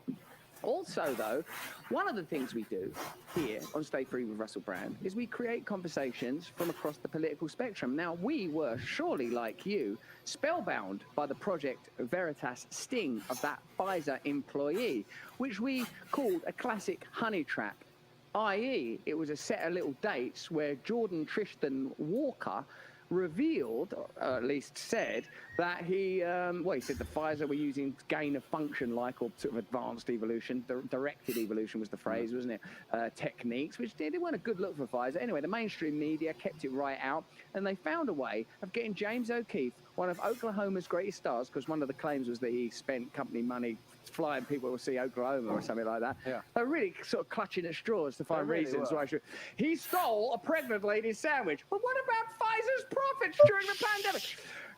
Listen, Don't you care about pregnant women and sandwiches? Well, I mean, of course I do. Well, then shut up. Shut up and sack James O'Keefe for doing that sting. I mean, for stealing that sandwich, for daring to question the mainstream narrative. Now, of course, he probably comes from a different political perspective. That's I'm actually sort of conservative sort of person. But is he going to be more conservative than Ben Shapiro or Tucker Carlson, some of the world's loveliest darlings? We're about to find out. Let's find out, because James O'Keefe, newly unemployed due to this weird stuff that went down, perhaps because of the Koch brothers. We don't know yet. We found out that Veritas are funded by some interesting people. James, are you there, mate? Hello there, Russell. Oklahoma. How's it going? Oklahoma, where the wind comes sweeping down the plains, where the wave and wheat can sure smell sweet when the wind comes right behind the rain. I want the pension fund. I want it now. We're all going to wherever James O'Keefe is, and we are watching him do that. And I don't care where we get the money from. Tell Gary Stevenson we needs that money, baby. In the intermission, I'll be eating some special sandwiches. Yeah, make sure. Yeah, and if there's not a belly growing in a baby growing in the belly of the person you take it from, it's hardly a sandwich at all. James, what, mate? Tell us what happened. You set up that sting. Don't worry about that sandwich. Not interested in that. It's hullabaloo. Tell us about the Pfizer sting and how it went down, and then what happened subsequently. And if I have to talk, I'll hold up this thing that I'm actually really pleased with. Thanks. Well, this was the biggest story we ever did. This got 50 million views. It was one of the medical directors at Pfizer. Walker was his name. He was caught on tape talking about mutating the virus for Pfizer Pharmaceutical. He says, "Don't tell anybody." I confronted him at a restaurant in New York about a month ago. He took the iPad out of my hand. He smashed it on the ground, caught red-handed. And then about a week later, I was thrown out of the organization, Project Veritas, that I founded. Some very bizarre series of events here. But, Russell, I'm announcing today on your show my new venture. It's called OMG O'Keefe Media Group. I've got an elite team of 10 journalists. We're going to continue, including on the Pfizer beat, as it were. One of the whistleblowers inside Pfizer working with me right now to release more information very soon. So the revelation, well done, mate, and it sounds like a great venture. Now, Jordan Tristan Walker, I suppose the story hinges upon his credibility, and the fact that he did say that stuff. Has the subsequent Pfizer response, albeit muted and outside of mainstream media, as one would anticipate, ultimately been that there's no legitimacy to his claims? Is that what their response kind of was? No, Pfizer kind of gave a non-denial admission. The Pfizer said, quote, Good. "A limited How you number doing, of sir? cases when a full virus does not contain any Good. I was calling about your interest in the food production position here in Monroe. engineered to enable assessment of antiviral activity in cells." It is. In addition, in vitro resistant selection. When would you be available to come meet me at the office here, and we can go over a quick orientation and food safety things so we can get you going? Walker said, and albeit buried in jargon, they basically admitted they were doing it. So Pfizer responded. Friday, the recruiting office in Monroe here isn't open. I can do tomorrow or Monday. Or that he was a Pfizer employee. It's weird. Tomorrow, weird, hey, weren't you helped by Debbie Bernal, okay. whistleblower? You want to shoot for what, 2 p.m. Monday? Presumably, what, for ethical, moral reasons? Okay, super. See you at 2 p.m. Monday. I'll send you an invite with the address and all that good stuff and what you need to bring with you. Okay. The activity within Pfizer. All right. We'll see you Monday. Have a good weekend. Well, it's interesting. Debbie was one of the people at Pfizer who helped get the Walker story, right? We had to get people give us the information, tell us where to go. No-shows again a bit. And we identified this guy. Now, Debbie was unwilling to go public a month ago. She was scared. She had people stalk her at her home, her loved ones. They had a red van pull up and spy on her. They put her in a room, interrogate her. But after I was thrown out of the organization I founded, Debbie Bernal was inspired to go public last week. And apparently Debbie has more coming out.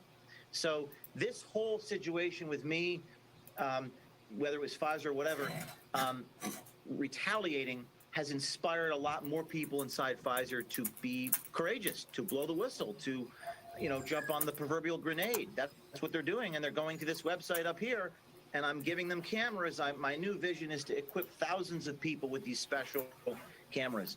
And that's what we're going to do, Russell.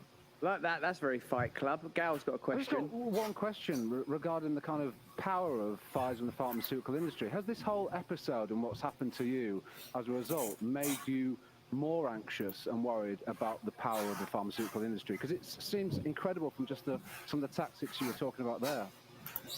I think it's made me more fearless and more focused and more driven and more motivated than I've ever been, because while there's a lot of evil and darkness in the world, and these companies lie, and these companies lie to their consumers, there's also a lot of people that have reached out to me that are like, hey, I want one of those cameras. I want to make a difference in this world. I think there's a lot of evil, but there's also a lot of goodness. And he needs to mirror his camera.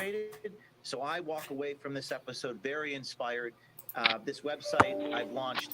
You can actually sponsor one of these cameras. They're about $1,000. I will put it in the hands of these whistleblowers and coach them. Obviously, ethics is very important as a journalist. You got to be careful how you do it. We have a elite team of 10 people I've identified that work with me. So to answer your question, is I'm highly motivated. I'm ready to go. That is good, and like it's good that you're confident, James. I mean, how could you not be confident? I've seen you in Oklahoma. You were terrific. But does it make you realize that the tendrils of corporate power are so intrusive that they're able to oust you from a company that you founded? I hate it when that happens. I don't think that's right, because that makes me think, well, that could happen to me. Like, that's out of order. And what sort of actually happened? How did it sort of go from, oh my God, this is brilliant, we've got this revelation where someone's admitted that they're doing shady shit down Pfizer, to, James, I've got some news for you. Remember when you ate that sandwich of Sandra's? You shouldn't have done that. And taken all those black cars to meetings. No, we shouldn't take black cars to meetings. Listen, I hear you. It's almost like it's a fear-based question, right? Everyone's afraid. The fear is the problem in our society. Everyone's so afraid, and obviously they're going to try to ruin the reputations of people that expose them. But in response, what we have to do, the only way forward Media Group, is to build an army of investigators and exposers. And I think that he needs to. James has dropped off there because what's happened is the mainstream have prevented him from broadcasting even one more word. He's been shut down, snatched, defunded, and cut off immediately. We'll try and get James back, but Pfizer really are pretty powerful, aren't they? They can cut him off like just at a moment's notice. Did you see that? Yeah, it's, I think he was saying just an army of investigators. That's what he said. I'm up for. No, not militarization. I want to just start communities, peaceful, democratic communities that are autonomous, independently run, that operate in confederacy with one another, where we have a set of agreed upon universal principles and an alliance, but you run your community how you want to, according to your own values, ending in a one stroke the culture war and bringing us together against centralized power. Yeah, Schmatter, you got to love the fact that you're trying to give somebody money and they don't want to show up. What could be wrong with that?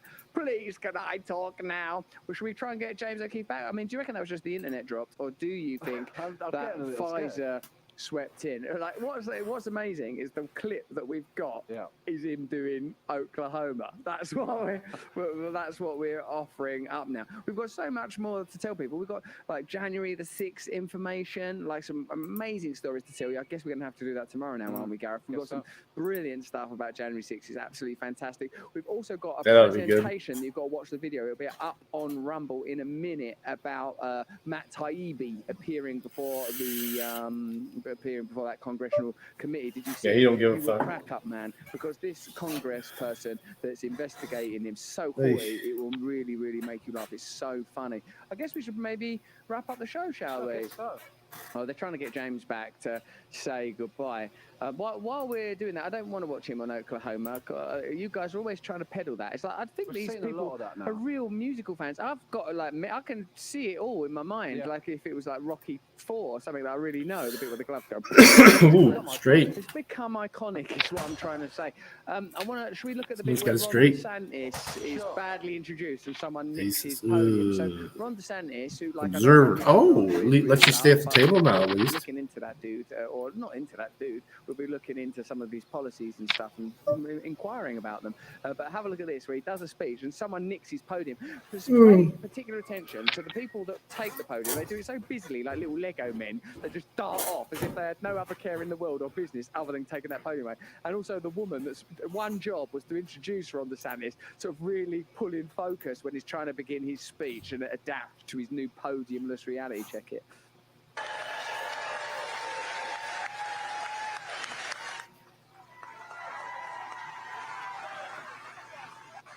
I also think he's trying to comb his hair up a bit more since the Meatball Ron nickname has started to take on a little bit. I think he's trying to make his head look less meatbally and a bit longer. Now, don't lose that because I think we'll probably get an interview with him at some point. This should be with about people. But the Meatball Ron nickname is showing a sign of sticking. I just don't get the people moving the podium at this point. Do they not know who Ron DeSantis actually is? Do they think that just someone else has wandered We onto don't the know what was stage? going on before. Perhaps that podium was being used before. I don't know. Was it being used in a net in a sort of ping pong like game? What were they doing with that podium before this? That they thought that the arrival of Ron DeSantis means we don't need the podium anymore. Do they work for Trump? Take away his podium. You take away his power. Look, off they go. They're disappearing now. Oh, look, off they go. Look, they're so, like, they're diligent. Like, well, come on, let's get this podium out of here, guys. Look, get the podium back, and the thing you're doing is ruining everything. You take my podium away from me. They took the podium. Well, it's great to be with you. Greetings from the free state of Florida. That reality is such a shit show, isn't it? Like, people can't do things properly. Yeah. That's why in our show we embrace a kind of lo-fi ethic. Sure. At least we're not trying to make it all slick. So when the the clips don't play or the edges are a little rough, or James O'Keefe is executed in the middle of an interview, you just can sort of roll with it. But like when you're trying to make stuff slick, can you bring that podium back, please? Like all the trouble of putting the flag up and everything. How much afterwards do you think there was a lot of GG, no mercy. like, chat about that podium moment among the people that are organising that rally? Yes. Do you think like she really had a go at them Well, yeah. lads? Why did you take the podium? Like her. It's mad because she's obviously not meant to then interrupt his speech. Which She's is making it exactly- worse because what's happening is she's panicked there. Yeah. Because like, oh no, that thing where I've got Ron DeSantis and I'm in charge and all that stuff and now it's going wrong. But then she's really exacerbated the situation, hasn't she? Oh, well, listen, guys, we've got to go. Hopefully, I would like to talk to James O'Keefe again. It sounds like he's got some bold projects in store. Did you notice it was the wrong way round now? Not the podium? No, not the podium, no. Old James O'Keefe. I was thinking that might be on Zoom, and I was hoping not necessarily for broadcast. Like, everything you was think that's just backwards, for because us? when he went, you can follow me on the website on the screen, or something like... But you need to capture your website. Mate, don't use backwards letters. No. You've gone too far. They're not ready for that. There's anti-establishment, then there's the basic building blocks of language. Hey, we don't trust letters. Let's reverse them all. Turn them upside down. It's a backwards Top Gun. It's Nug Tub. Whatever. Hey, guess who's on tomorrow? Kim Iverson. We love Kim Iverson, She's don't brilliant. we? She's brilliant. She's got nice hands, I feel like. What? Well, I don't know. Like, I feel like I can remember like watching and looking at her fingernails She's and stuff. immaculate, I think, as a person. All right, immaculate. Sure. Stick with immaculate. No, it's good. Something immaculate. I'm not suggesting you're wrong. I think she almost certainly has. It's just interesting that it's the first thing that What, comes the to your mind. nails? Let's not investigate that. On Friday, we've got Dr. Cornel West coming on for it. I've wanted to talk to Dr. Cornel West for so long because he's a legit GG. left-wing philosopher, thinker, analyst, and critic. And I think it's You want to ram down his throat your far-right conspiracy theories, don't you? Sir, I've got some far-right fascism for you. Take your view. No, but what I want is to be able to hear an authentic voice of the left, to be reminded that it's not all just liberal establishment hollow claptrap, which is all we've experienced lately. People just trying to grease their own interest, just on a black, haughty, supercilious piety being fired off as policy and as a meaningful worldview. It don't mean nothing to me no more, that stuff. I think that those tags, those definitions are melting away and that we have to find something new. Something new is being born. That's the good news. Whether it's the Cockney economists or the cocksure confidence of James O'Keefe after being booted out of his own company, you can feel a new and nascent confidence in people. I know you've been beat down. I know it's been a tough time, a tough pandemic. Damn it, a tough life. But maybe this might be a new springtime. Certainly in our hemisphere, the winds of change are blowing. And it's not just my constant flatulence. Hey, remember, you can see my stand-up show right after this. It's on Rumble. You can get it $20 for a one-off price, but it's only for a limited time. If you sign up for locals, you've got it for life, as well as access to my weekly personal meditations. You could even come and attend a live podcast recording. We've got Graham Hancock. We've got a live space over there. Graham Hancock will be sat in there. You can come and be in the audience. We're going to give away 3 pairs of tickets tomorrow for you to attend it. If you're a locals member, you can join us online and ask Graham questions and stuff like that. We're building a movement here. We're building new alliances. Not only do we want you, we need you. Not only do we respect you, we love you. Not only will we not talk down to you, we talk up to you and we revere you. Let's do something fantastic together. Join us tomorrow, not for more of the same, but for more of the different. Until then, stay free. Switch off, switch off, switch off. I liked it. Ooh. The whole specials on Rumble now, Brandemic. It's an hour long. I'm not going to do that. I'm not going to do that. Let's just put some, see what Brant has going here. We usually get some good content. Play this clip. This is the problem. This is the problem right here. Play this clip.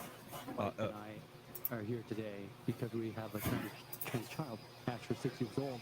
At 3, she was not sleeping very well. She was waking up every single night. It was a lot more than just a toddler waking up. And one day I picked her up from daycare. All the teachers had said, Asher told us that she's a she. And Asher comes around the corner, and I said, "Hey, there's my beautiful daughter." What? A few sleepless nights, a random you declaration. Can pause it. You can pause it. Matt does a great job talking about this stuff.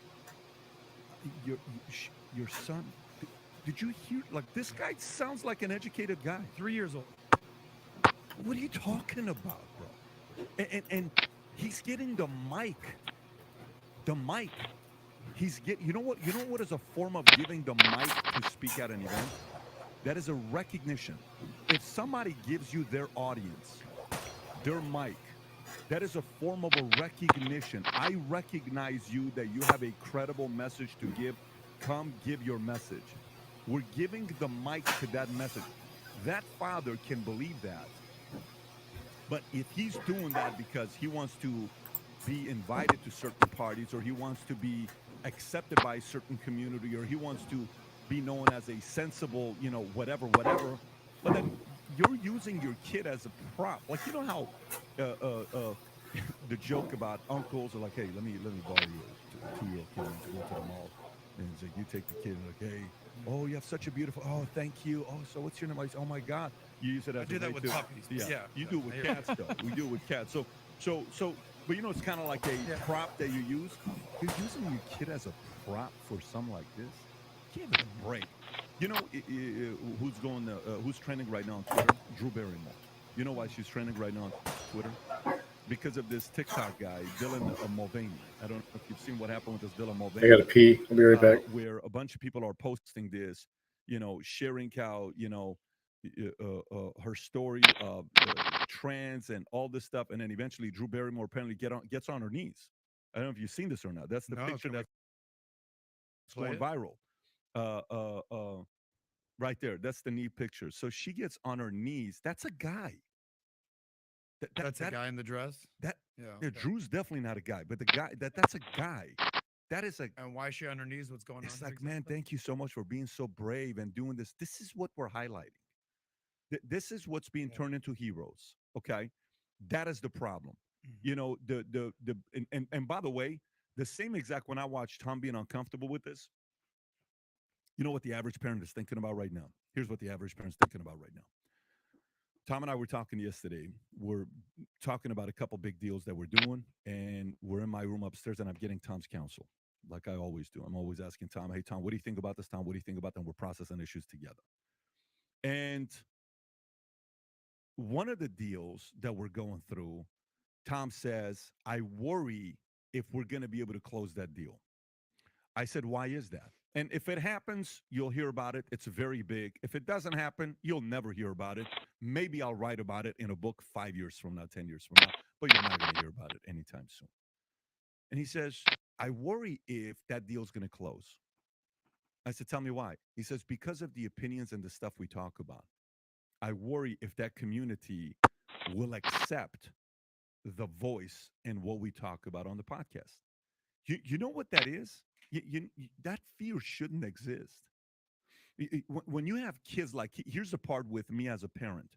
So I'll go to schools Okay. And I'll go to the school and I'll see some of the parents, and you'll talk to some of the parents, or you'll see some of the teachers, and some of them will you'll know if they're with you, and they'll say, "Oh my God, hey, what's up, Patrick? How you doing? Oh my God, da da da da, it's so great. The last podcast, I loved it." And then you'll also see some of them that are kind of like, "I know who you are. I can't stand what you stand for." Totally cool. But now watch this. As this gets bigger, what's going to happen to their last name? It's not like their last name is Aguilar or Jones or Jackson, where there's a billion, not a billion, but there's a lot of Aguilars, Jones, and Jacksons out there, right? The last name is what? David. How many Sosnicks are there? How many Ellsworths have you met in your life? Okay? But the point I'm trying to make to you is that fear shouldn't be there. As a kid, when I lived in Iran and people would ask me about my religion and my parents would say, "Don't say it," I never liked it. Like, my parents are Christians. We're Christians. I never liked the fear where you can't talk about it because you're going to be judged.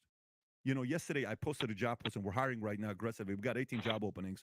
And I posted a video. If you can go to the video I posted yesterday, one of the guys comments and he says something. And we got hundreds of applications being submitted last night. This guy says something. I hope the comment comes all the way at the top so I can read this comment, because this is kind of where we need to go, where keep going. It's a video right there. Go to the comment, click on it, and let's go to the comment section. Go lower, go lower. Okay, right there. Fantastic. It's there. Zoom in. He says, "Patrick, so I'm asking for somebody to be our managing director of our consulting firm, right? Bedebe Consulting." And I said, to be able to be the managing director of Bedebe Consulting, this is a multi six-figure job that's going to pay very well to whoever it's going to be, okay? With the potential of making 7 figures within a 3 to 5 year period. It's a high-paying job. This guy says, "Patrick, I don't like..." Yeah, Reluctant Prophet was fine When there. you started PHP, you weren't an ex-McKinsey consultant, but you still had the chops to do the job well, and you did it. There's talented folks out there who don't care about your prestige. You're overlooking by bias for MD, okay? This is not an easy job for an average guy off the streets to come and do. And by the way, when I was starting PHP, I was a 30-year-old running a multi-million-dollar year business in my 20s. I wasn't just a guy off the street. What's my response to that? I said, "My criteria were never intended to be like. It's not for everyone. All the best." You know what I like his response? Breakfast, we'll ask him why he's driving his patrol vehicle off duty.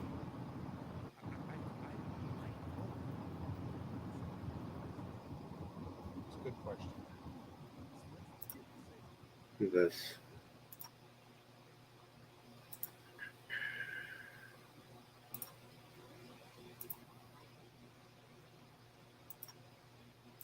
Time.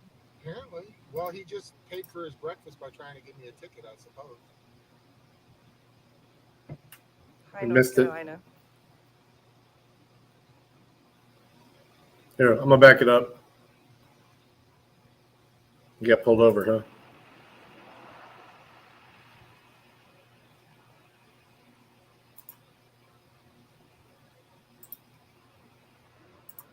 Hey, John, how's it going?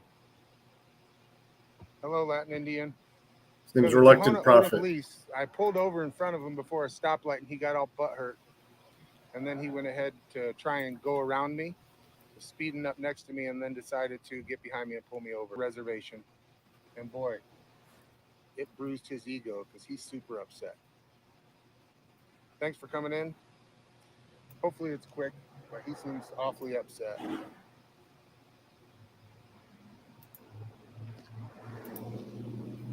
Oops. Hello, girl with a camera. Having fun out here. Oh, sweet. Tyrants doing what they do. Morning, Lemur. David. Gotcha. Chiricahua Apache. Interesting that you came in, because we got pulled over by the reservation police in the middle of the city. It's always fun.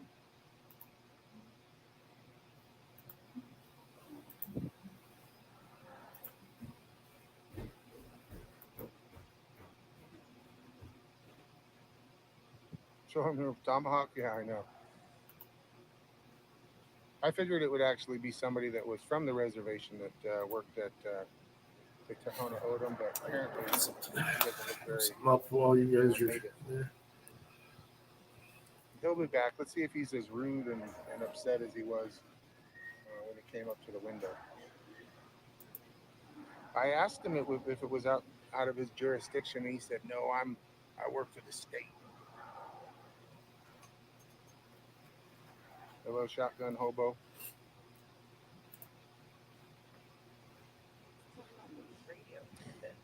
Yeah, he's talking on the radio.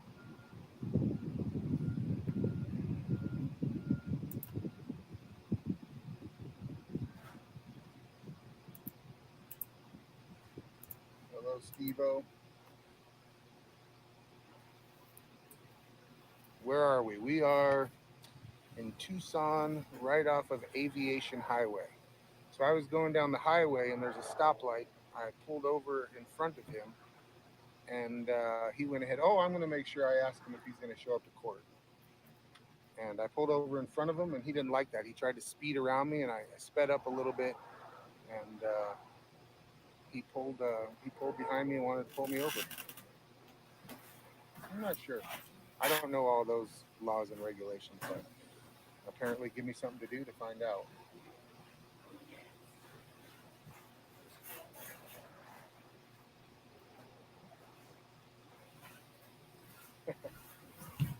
Works for the state, but whose address is going to be on the ticket? I'm not sure.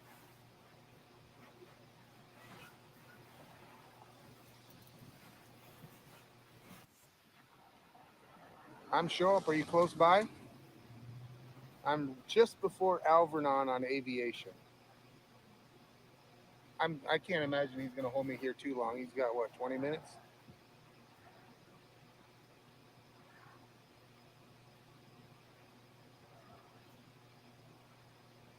Okay.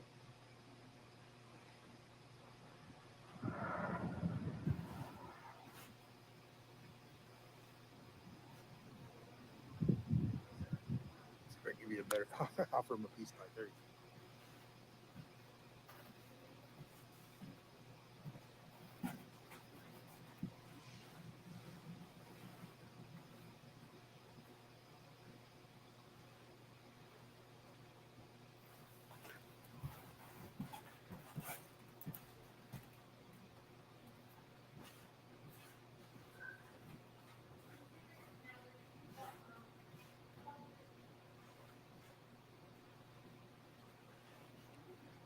Yeah, he's gonna try and give me a citation for not giving him my registration. I don't fucking keep that shit.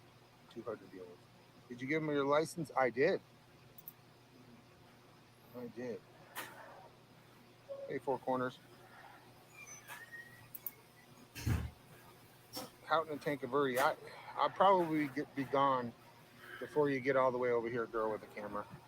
No, not the Pasqua Yaqui Indian tribe. It's the Tohono O'odham.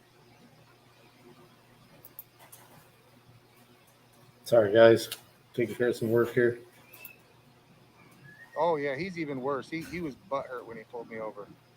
Citation speeding. There's no way he got me on his radar. He's going to say that he tried to pace me. We just left from the stoplight, so I don't know what his deal is. He just upset, bruised his ego. All right, well, I can't imagine. I gave him my ID. I didn't give him, any reason to keep me here longer than he wants to. Morning, True North Transparency, Melanie, Jurgen, thanks for coming in.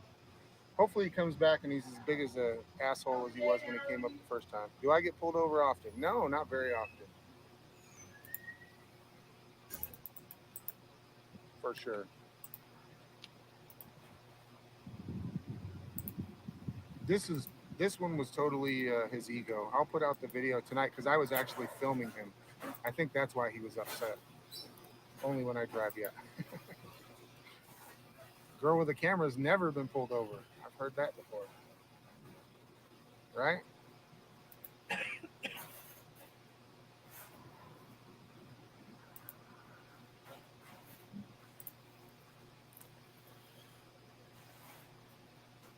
For sure. Yeah, he was trying to speed around me and was going faster than me.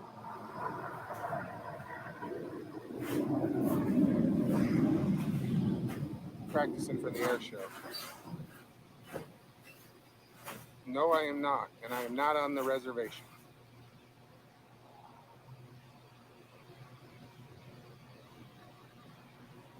I did. Maybe I should have offered him some Indian fry bread. Maybe he would have liked that better. How's the road repair? Yeah, right. The roads are all fucked up. They steal your money, but they don't put it into the roads at all. That's for sure.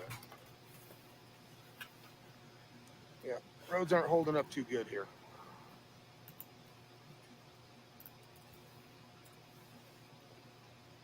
I wouldn't be surprised. He was pretty upset when he came up. Ah.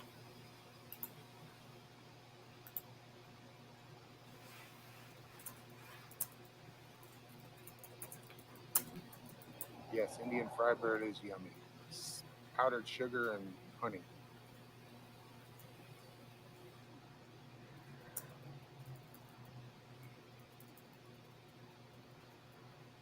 Oh, there was a victim. He was the victim. His ego was bruised.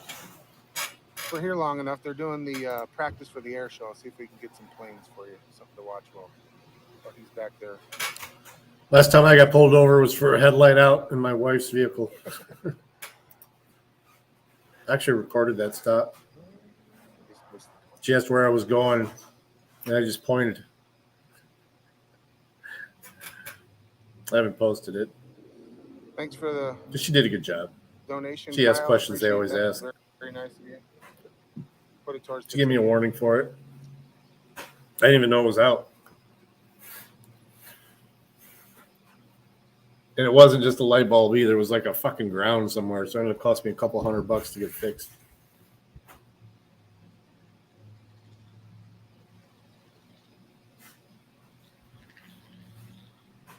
I don't know. Their connection there in Marion always sucks though. 357. Go check it out, but their connection always sucks. I don't know. I don't get a ticket very often. So usually whenever I get a ticket in Arizona, you can do the defensive driving once a year. So if I get a ticket, I just pay the $180 and do the defensive driving. Yep. I told her it was a female too. I was just like, she's like, where are you heading? I went. You could tell she didn't like that answer, but she didn't give me shit for it. Where are you coming from? And I pointed at the grocery bag. What are you having? Sure do. None of your fucking business. I didn't say that. No. She was super nice. I mean, she was asking the questions they always ask. He's definitely taking his time. For wearing a ski mask, really?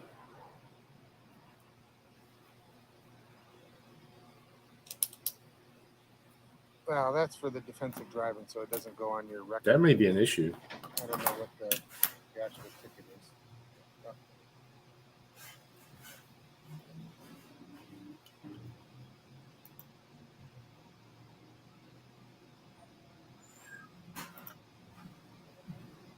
What the fuck?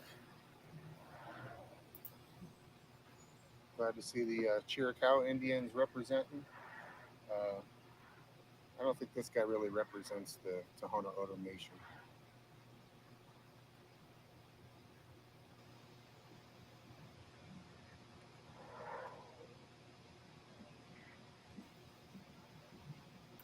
Hello, Anthony from Maine. Thanks for coming in. Thanks, everybody, for coming in. I appreciate it. I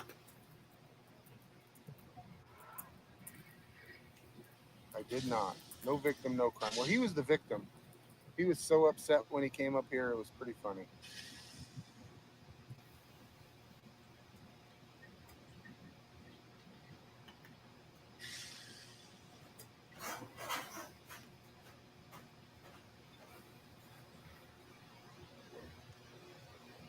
Hello, Gila River Reservation.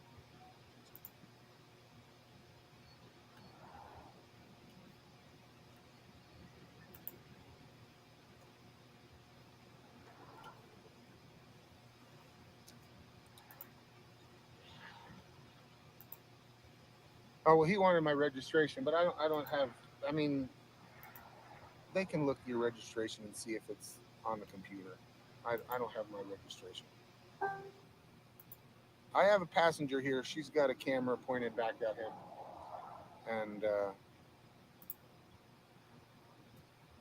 girl with the camera was going to come out. I think she's just a little bit too far. I don't want her to waste her time. Yeah, I don't think that's legit reason to pull anybody over. Yeah, Okay, it's not I a legal will. reason to pull somebody over.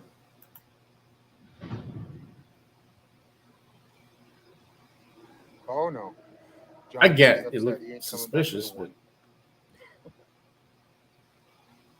I mean, I you're doing guess all that the and you're above, Kyle. driving at a high Appreciate rate of the speed to documentation. try and escape somewhere. Like I I said, get it, but I moved over at the stoplight here, and he pulled up right behind me. What's this? And then as soon as we left the stoplight, he pulled over to the right, and I was filming him.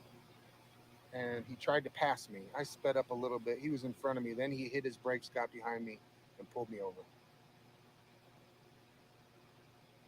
I don't know, Aaron.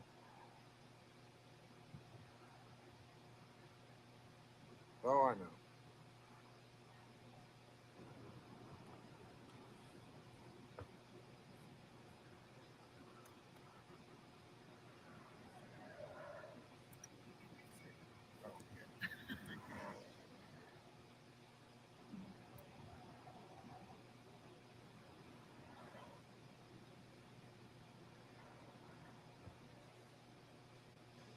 Bubba, welcome in. I got pulled over for speeding, I guess, on Aviation Highway.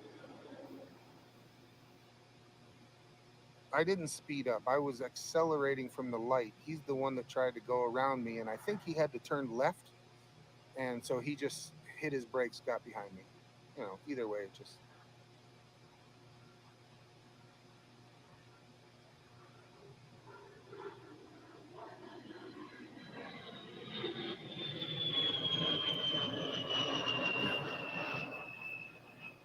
I like how it lets you stay at the table though. Oh, you were the bubble boy, 357. Yeah, we ended up with 6 people. So D News been killing lately. Him and Matt.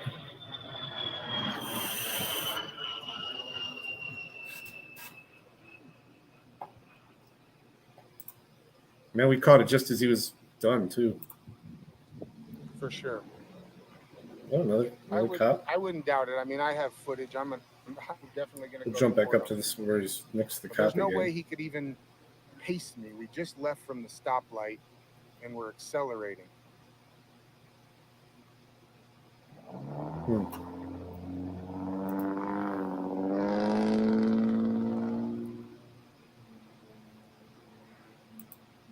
Yeah, they're all over this place, the A10s.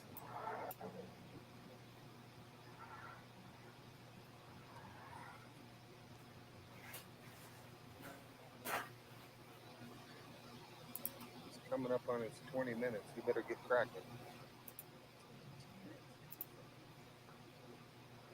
Hey, Matt. We're playing a game now. If you want to get in the next one, I got time for one more. He was just upset that I didn't let him go in front of me.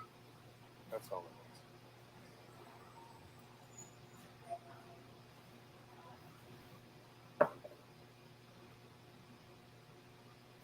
was. Hey, bye. Work? Oh, okay. Copy. Yeah, Shotgun Hobo, it should be pretty good.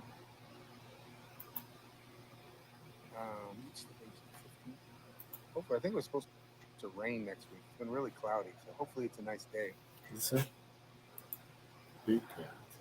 Welcome in, just a guy having fun. For everybody that just showed up, I got pulled over for speeding for the Tahona Odom. Hey, Direct D, I appreciate you coming in, man. I got pulled over by the Tahona Odom Nation cop because his ego was hurt in the middle of town. So he said that he's What did he say about this? Yeah. He said, I'm a state police or registered for the state. Yes, speeding.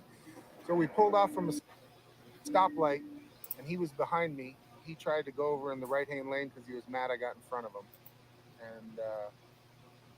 And I was just accelerating up to the highway speed. And his ego got hurt. For sure, a retaliatory stop. Just the fact that he was so angry when he came up here lets you know that his ego was bruised. Well, we're at 17 minutes and 30 seconds, so he hasn't got much more time. Looks like he's getting his papers together here. Turn it around for you. He's probably watching. Like, no body camera. He was just at the stoplight. I think that they can't extend a traffic stop past 20 minutes. Well, I don't think there are any more going to come off the reservation. It's a long ways away. I wonder why he's so far off the reservation. Off the reservation. Oh, that's right. He covers the whole state. Oh, yeah? You only got a couple minutes, 20 minutes. You're extending this traffic stop. You better get cracking.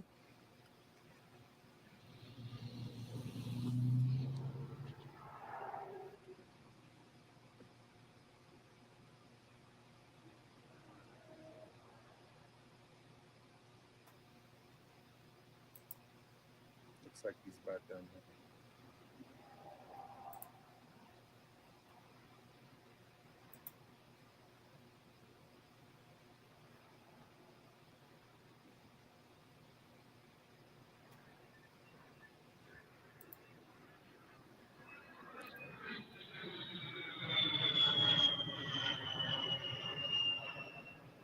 For sure.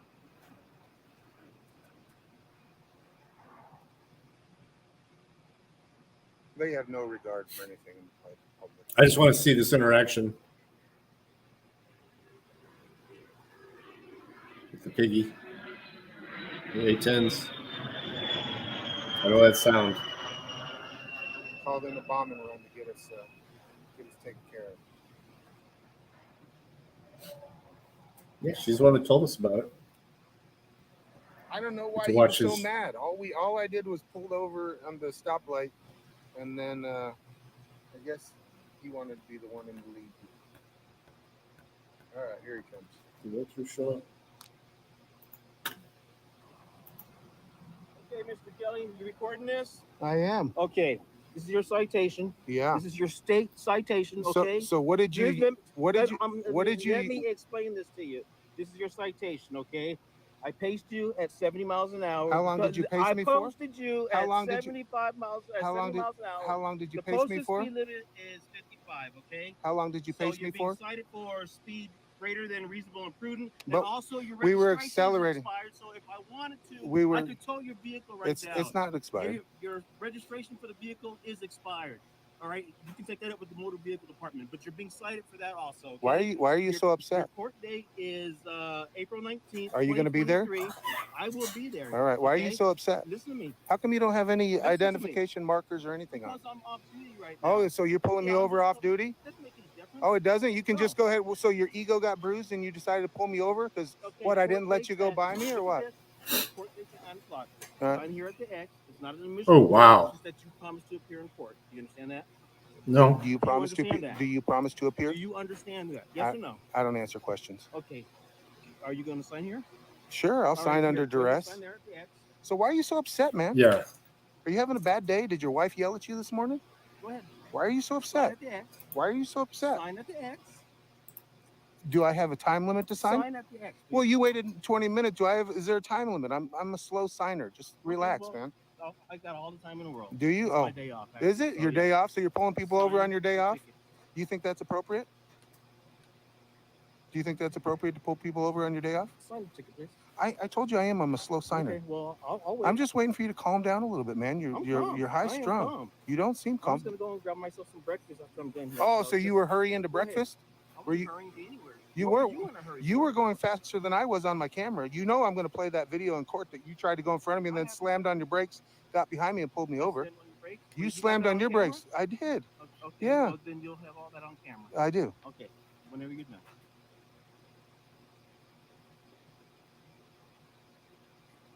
Okay, court's going to be at Tucson, downtown. Like I said, court dates. So what on the makes you think you have? It's going to be at 0900 hours. So okay? what makes you think you have jurisdiction off the reservation and on Look your at the- day off Look at the citation. and on your Look at day the off? citation. Yeah. So. Okay, Arizona traffic citation. So was I doing State something of dangerous Arizona. or something? What's on the citation is what Huh? you were doing. But you were going faster than I was. Okay, have you signed? I did. Okay. You were going faster than I did. What was your name and badge number? It's on the citation. Can you give me a card Here is written? your I'd like it written on a driver's card. license. I'd like it written on a card. It's written and signed on the citation. Yeah, but I want a card. I want a Tahona I don't Odom have card. my cards on my uniform. Your so- cards on your uniform. You guys Yeah. don't give cards. Yeah, like I said, my cards are in my uniform. I'm not Oh. in uniform as you pointed out. So you okay? so you like to pull Have a people nice over? day, okay? I'll see you Where are you tomorrow. going to breakfast? And then I think he's going to follow him. Totally. Total major ego problem. Well, there you go. He gave me a. Oh, hell yeah. Sign. Well, I signed under duress on there, but I agree with you, Direct D. That's nuts. So he said that I was going 15 miles an hour over the speed limit. He's a total dickhead. He's going to Waffle House. Yep. All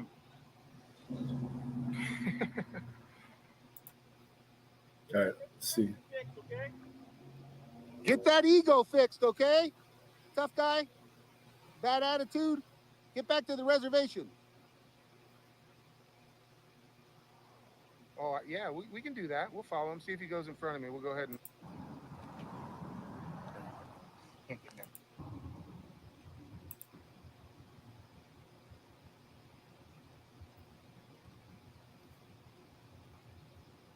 That's a lot of people are saying they allowed to use state dollars off. Oh, outside. nothing happens? Okay. Well, he just paid Thank for you. his breakfast by trying to give me a ticket, I suppose. Yeah. BCNN. And we get circle.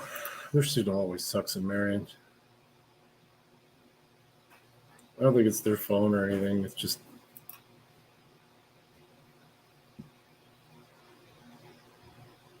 It's always this.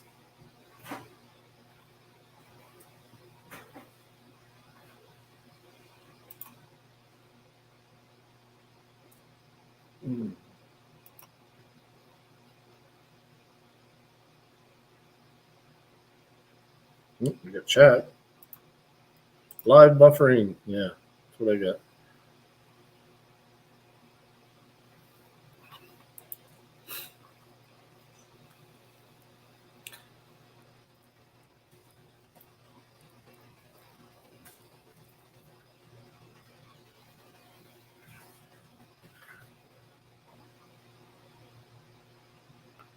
Oh, and we're down. I bet you if I refresh it, it'll be private. It'll tell me that he was mobile. Oh no. 3 minutes. And then froze. Yep. Why is that? Oh well.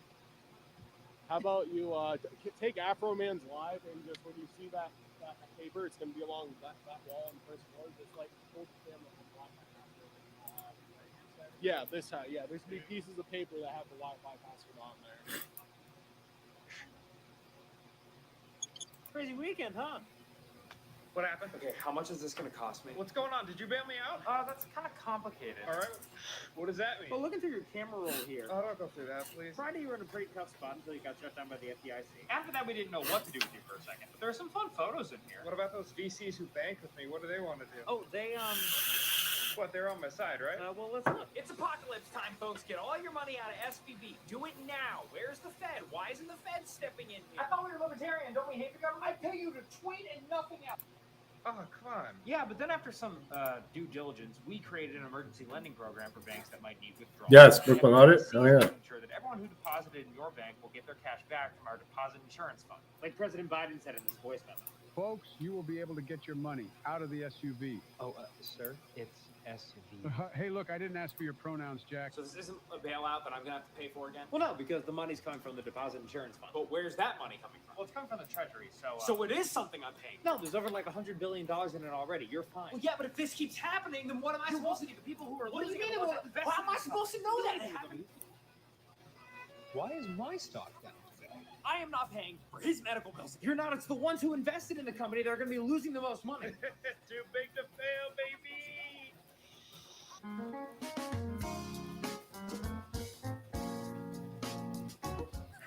Well, that's pretty accurate of what's happening here. But what if they want the banking system to collapse? We're going to be talking about that in just a little bit. Welcome back, beautiful and amazing human beings. My name's Zukradowski here. We are Change.org, and we have a huge, absolute plethora of crazy news to get into, as of course it looks like James O'Keefe is now officially back. We're going to be talking about that a lot more, as there's a lot of other strange news surrounding Dr. Fauci that we're going to be getting into, as well as our main focus of today's video is, of course, the axes of evil and many corporate media pundits just chopping at the bits, trying to start the next global world war. Hey guys, can I ask you a question? Isn't it unconstitutional to be checking people's... Oh, it's not? It's a law? It became a law? What kind of law is that? Can you tell me what that is?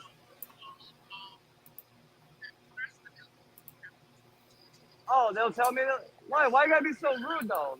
Why you gotta be so rude? You're welcome. I don't... All right, but... All right, he's a sergeant. You're not even a sergeant, so I'll disregard you. Hey, Sarge, how you doing? Isn't this unconstitutional? If this is a law... So you're not gonna answer it for me? Wow. Can I get your bid? Can I get your, can I get your business cards? Yeah, I want all the business cards. Yeah. Can I get your business cards? Yeah. No, you can put the body camera. Listen, I'm just going to my pocket. I got no ill will. I know. I want to run names too and see, because I know this is unconstitutional to do this. There's no law. You know there's no law to do this. You know that.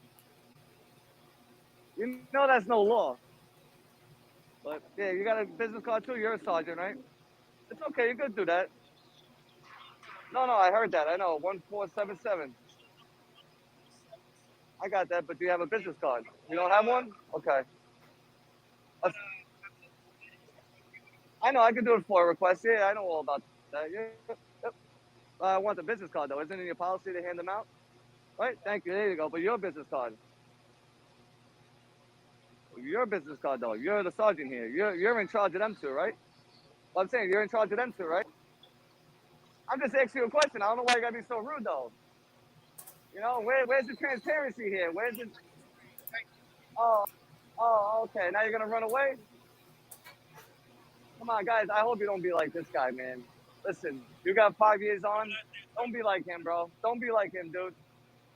I hope you don't be like this sergeant right here, man. That's unconstitutional, bro. Yeah, you see how rude they are? Look, they don't even want to get... The sergeant doesn't want to give me his fucking business card. They want to search backpacks and stuff. Yo, check this out. The dude's looking at me with my backpack on. You ain't searching my shit, homie. He can get on all 4 paws before he thinks he's gonna search mine. Now check this out. If I were to jump on that train to pop.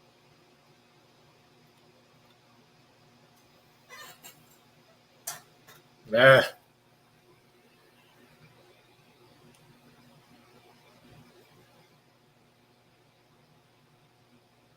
And we got the circle.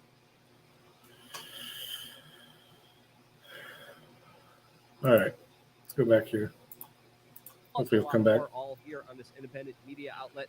If you like the shirt that I'm wearing, you can get it on thebestpoliticalshirts.com. And the clip that we played in the beginning of this broadcast is by Dan Toomey. I haven't Anna, before, but she's his killing it. Video describing what's happening with the banking crisis is right on the money. So we are going to be linking his YouTube channel down in the description below, so you could check out more of his work. But truly, genius, comedic, very good work that he definitely put a lot of effort in that we definitely want to shout out and highlight. This, as of course, in our modern society, we need comedy more than ever as things are hitting the fan. And they definitely did hit the fan for former Project Veritas head and founder James O'Keefe, who was kicked out of his own organization, and today just announced the O'Keefe Media Group launching a video and a website with an email list and paid memberships in order to start a new guerrilla news organization after being kicked out of the one that he originally started. Now, Project Veritas actually asked for James O'Keefe to come back after the board kicked him out, and it looks like James is definitely not going to be coming back anytime soon, as he just launched a new endeavor under the O'Keefe Media Group name. Now, what will O'Keefe do? What will he expose? Well, only time will tell this, as there's a lot of things to expose, as Fox Nation just launched a brilliant, absolutely hilarious expose of the Jussie Smollett hoax, which, if you remember, was specifically when a D-rate actor decided to star and participate in his own special Oppression Olympics, which the corporate media, of course, was widely promoting. They took Smollett's made-up story of people punishing him because he was gay and black, and of course ran with it and told everyone they better not dare to even question this story, or they're just as bad as the two big white MAGA supporters that beat up Jussie Smollett 2 o'clock in the morning in a democratically heavy city, recognizing him in the snowfall as he was going to get Subways.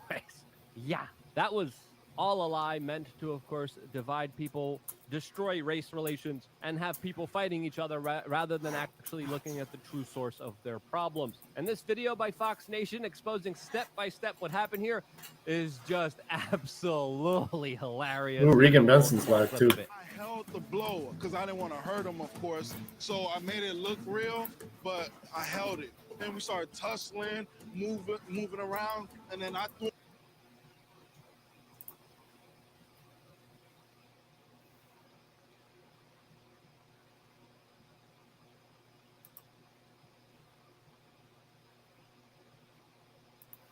him to the ground. He wanted it to look like he fought back. That was very important for him because he said, hey, don't just beat my ass, make it look like I'm fighting back and whatnot. So we did that, and then I threw him to the ground, and after I threw him to the ground today, so the world needs to see it. These four guys here, not in uniform, are from Denver's street enforcement team. They come out here to tell the homeless that they're going to tell the cops that what they're doing is against the law. That's their job. And then the cops come up and back them up, right? Excellent use of resources. We don't have any outreach workers here. And what is going on is there's a cleanup going on private property. And they're getting this a whole palette of services. I know you think it's funny, dude. You really should stop smirking at me, dude. It ain't funny. Okay? You're going to make an ass of yourself on camera. His name's A. Brown, right there with the black beanie on. You better learn. You better learn. A. Brown from the street enforcement team. These are our people. You understand that? And you're here to use force on them. And we know you think it's funny, and it's not.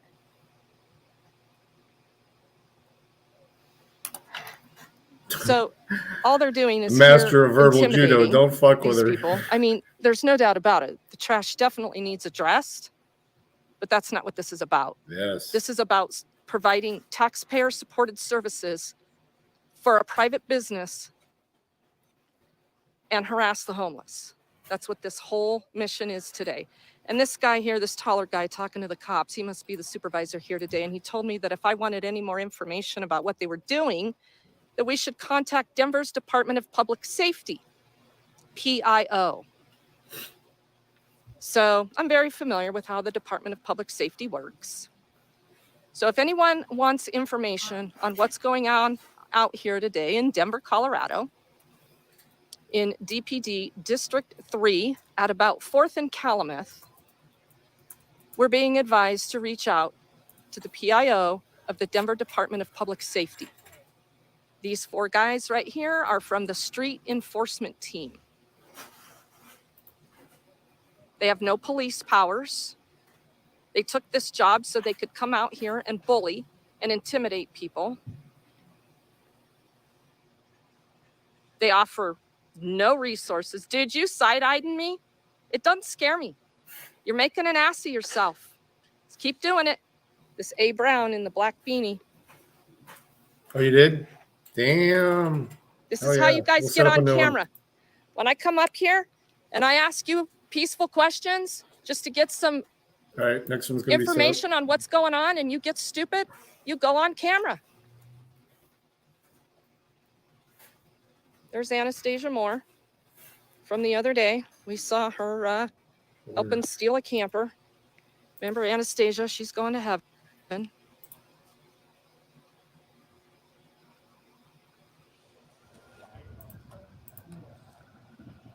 So they're stationed here on private property.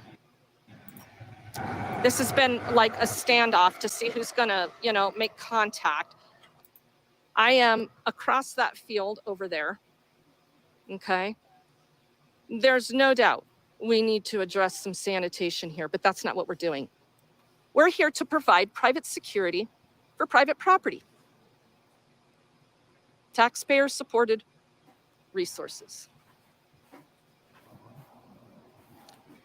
And by the way, this building is a standby labor place. Some of our unhoused were set up behind here, presumably because they want to access day jobs as they can. And they're the first ones to go, of course, by the threat of force.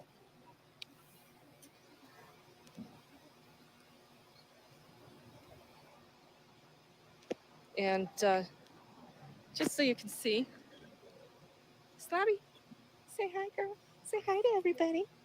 Yeah, say hi. Say hi.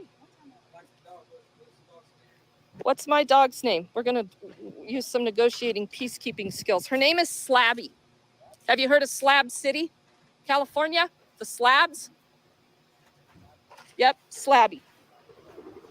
She's a very sweet dog. She belonged to a man that lived out here on the streets, and he died back in October. She came from Slab City, California. Slab City is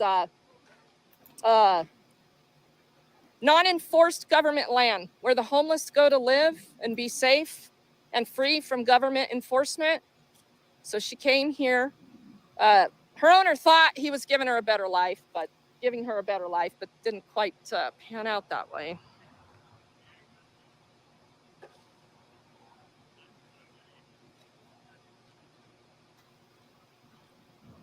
Nothing about it. The issues with YouTube. I don't know why I can't add you there, but let me try and add you manually. Brandon. So now we got some outreach coming out. Let me see that. Let's see if that works. These are not city services. Game is set up, by the way, guys. 15 minutes. 15 after the hour, 10 minutes. 9 minutes.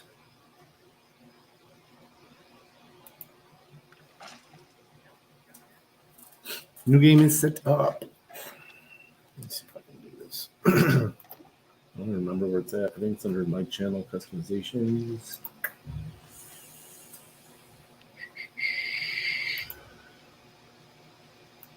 Your channel. So one of the in-house friends here asked this Strickland, I think is his name, if his body cam was on. He wouldn't answer the question. So I went live. And then his body cam started clicking. Beep, beep, beep, beep.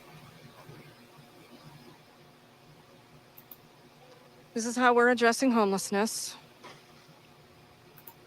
By the way, it's probably 70 degrees or warmer, but our weather is going to take a wicked turn tonight.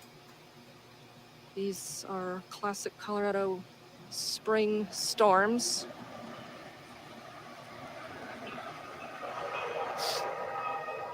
No clue why everybody continues to stay here. I don't know what the reason is for this level of enforcement. Nobody's needed any enforcement. I don't know what we're doing here. we're providing a 6-person security force here.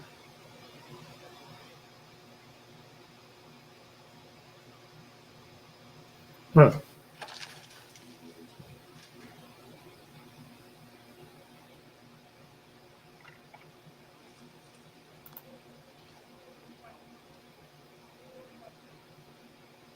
That's weird, Brandon. It's not popping up at all. Your picture. You have a trespass agreement for this lot? More. I'm asking you a question. You got a trespass agreement for this lot? Do you? What are you doing with it today?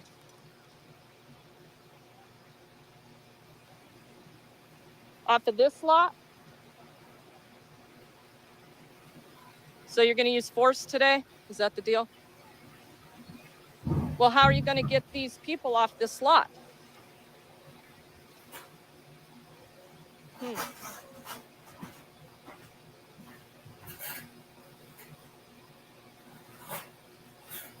Okay.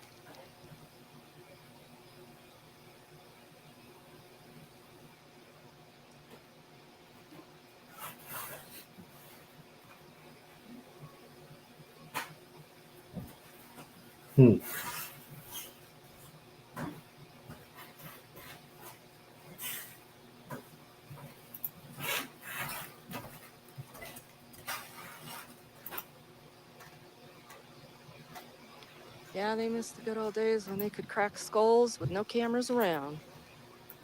Yeah, thank goodness those days are over. I mean, it's not necessarily stopping them from doing it, but it's slowing it down.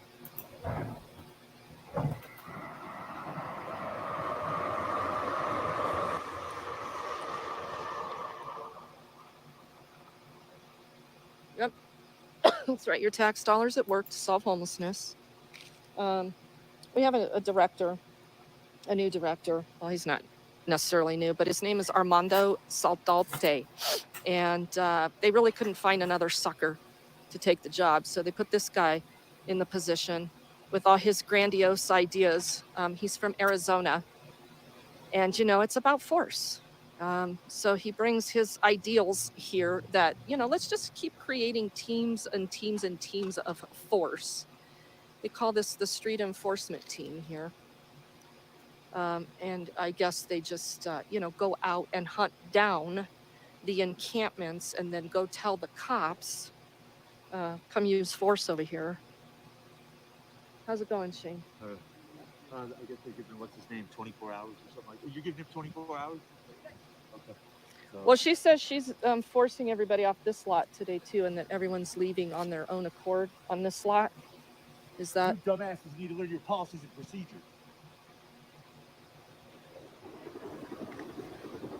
You're gonna call me, I'm gonna be up your fucking ass. Making sure you do your job right, whatever the fuck your job is.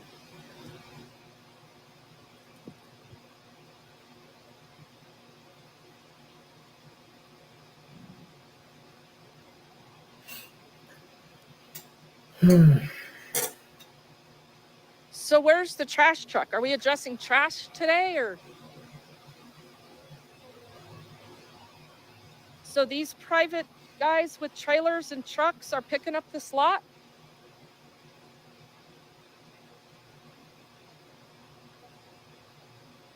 Okay, well, at this rate, we're going to be here till like 2 o'clock in the morning.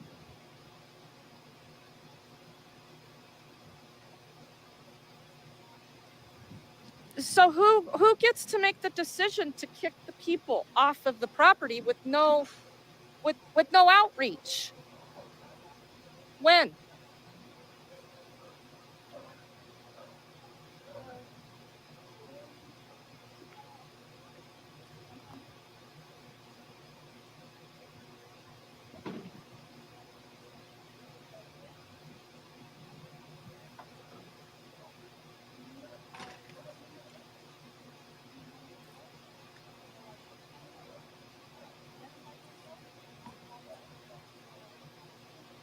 You're not allowed to look intense, she just said. That's good. I'm glad to hear this.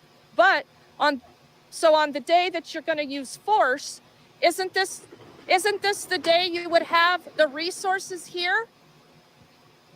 Well, you're going to use force if they don't get off of this lot.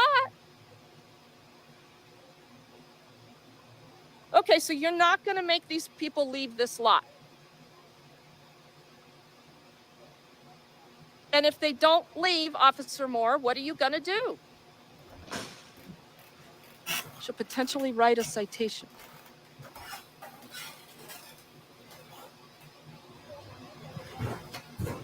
Why are you turning this on me? What does this have to do with me? I have people on my private property all the time. So stop with your condescending shit. Yes, you are. Don't gaslight and try to pull me into your bullshit. Don't pull me into your bullshit about how I wouldn't want people on my private property. Why do you gotta go with the condescending bitch shit? No. You hate it when you get it back. Stop saying stupid shit. Stop saying stupid shit, Anastasia.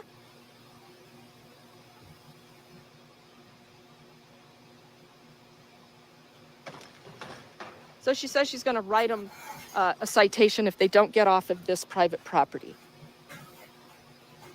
Yeah, because there's a camera here. If there wasn't a camera here, they'd be using force. It would be under the threat of arrest.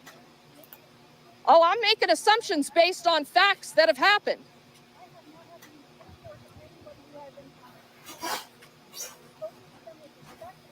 She hasn't had to use force on anybody she's encountered.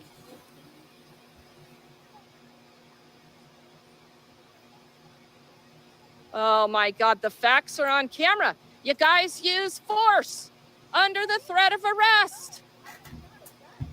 No, you are not a guy. You are a girl. And you should act like a girl and have some more compassion than the guys. No, you don't. You absolutely do not. There's only And you 4 never in answered here. my question about We're why getting it ready to was start in okay a to minute, take guys. Shannon's camper from her. Let's get 6 in while here she so we was can at get a work big, with her cat in it. bigger payout. What the fuck did you do that for?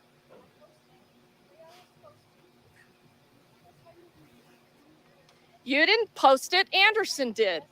Anderson did. And it moved. And it moved. And you took it anyway. Holy shit.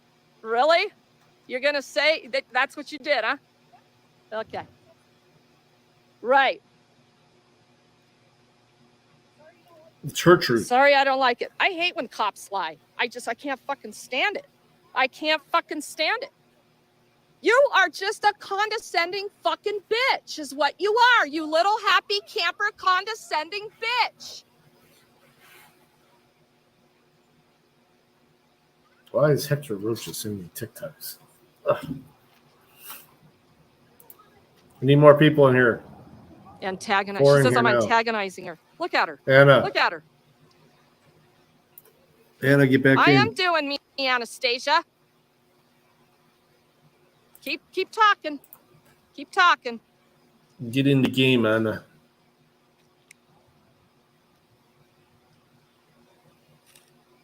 Here we go. Zoinks. Stand around for a few more hours while we provide this private property owner with the taxpayer-supported resources to provide security for absolutely no reason. I mean, we just heard Anastasia. Everything's been great here. What the fuck do we need the cops here for? Everybody's fine and cooperative, so why don't y'all just fucking leave? There's an idea.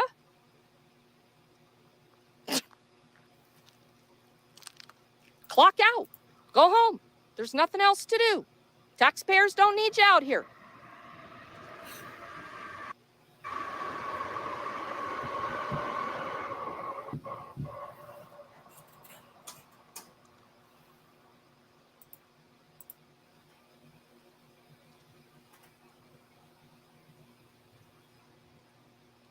Okay, no worries, Anna. Take our chips and leave. They're leaving. Are you leaving now?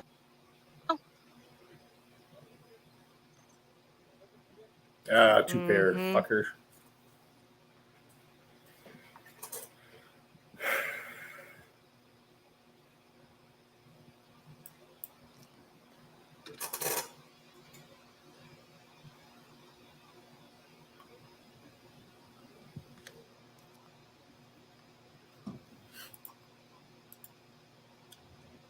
And they got the jail transport car here just in case, y'all. So he's going to give her a ride back over to her car over there. Good. She wanted to stand She does over quite here often. and, you know, She chases have them this off a little lot. standoff as I was over there watching them. Catch them wasting resources just standing around like you're doing. Huddle. Break. Bye-bye.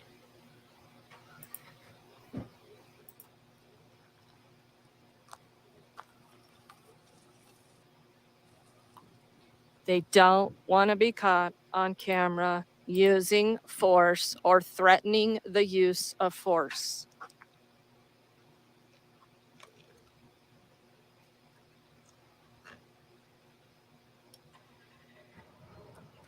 You mean the homeless getting murdered?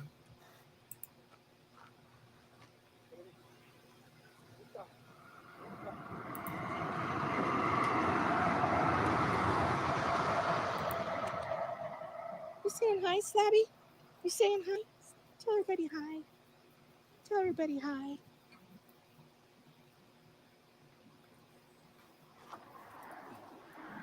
Won't even let me add people manually under the settings in the studio. Oh,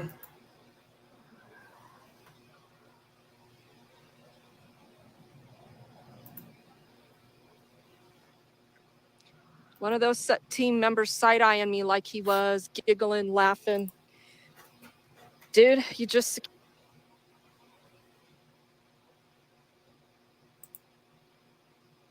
secured yourself a live stream.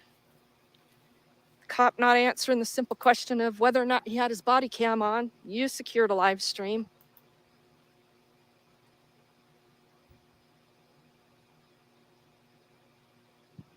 Look, I'm not making any excuses for the trash. We need to address sanitation for the reason of human decency. Yeah. Okay? We got issues.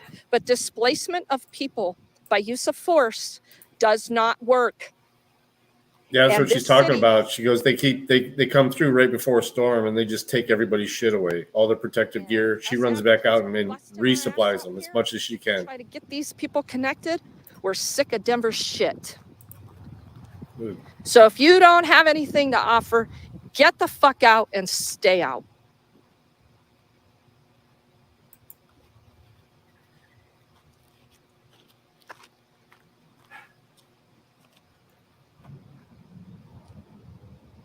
Hope y'all sleep well tonight. All right, let's go reconvene in the car for just a moment while these nice folks are here doing some outreach. Yeah, I don't have a king. Sorry, I'm out. Slabby just had a little socializing session with this cute little boy with no eye. He's just a sweetheart. So we're gonna get in the car here. Huh, Slabby, let's hang out in here for just a minute.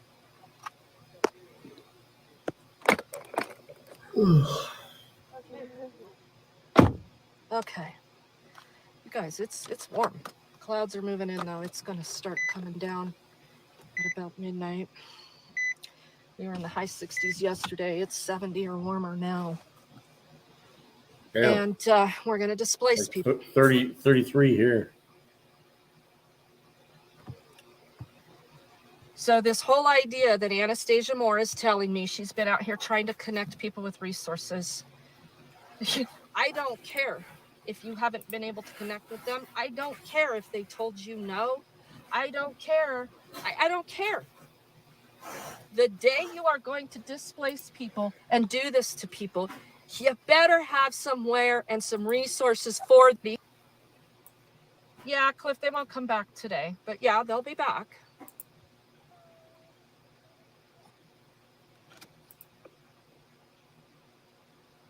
Slabby wants to get out and play with that pup. Don't you, Slabby girl?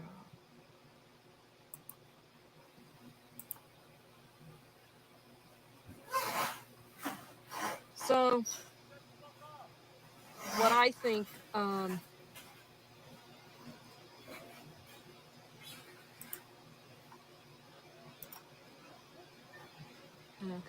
Just make sure everything's kosher. Got a young pregnant girl out here.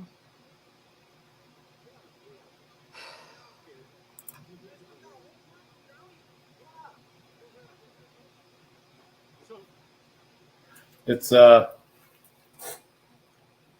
it's up to 44 here actually. 52 tomorrow. There's a big philosophical, long conversation Rain. to be had here, and I can't have it right now. Because Saturday, the high of 30. The displacement and the tactics and the lies. And Fuck, dude. Some shit cards today.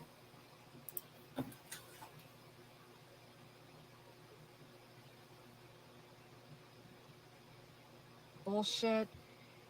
It is just infuriating. And this is why you need to see it on camera. No rain. I'm hoping to get a weekend where I can do some yard cleanup, but my yard's staying flooded. The optics created on the trash situation, it's intentional. Okay, where there's humans, there are sanitation needs. Unless you're homeless, then there are no sanitation needs, because if we met those sanitation needs, the optics wouldn't appear so horrendously horrific to gain people supporting government, taxpayer-supported solutions, right? We can't fix these things. Then the money would end. The free-flowing spigot would end.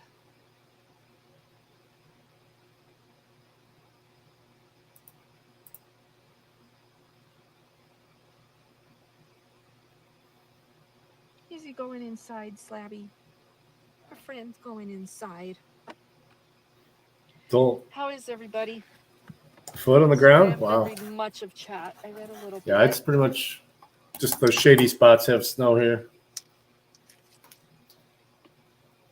Back down to 30 on Saturday.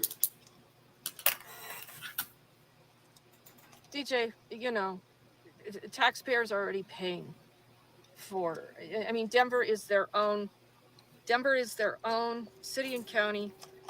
You are forced to pay property taxes, which has changed. You're going to pay additional fees for trash pickup here, right? I mean, you don't even have a choice in trash collection in Denver. So once again, let's talk about government having a monopoly on a service. What are the results? There you go. It's just almost like I get tired of saying it, so I just kind of stop saying it and I just shut down in frustration. It's just the same thing over and over. Got a lot of pressure. Sheridan's trying to put together an indictment on her.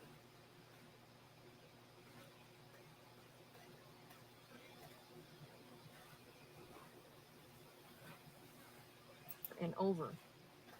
And the same disheartening displacement and use of force, and a mind can only take so much of it, truly. News Now Ninja in the house. Oh yeah, thank you very much for getting some awareness around what we got going on over there in Sheridan. And make no mistake, you guys, what has taken me into Sheridan numerous times is the inability to get at least two of my people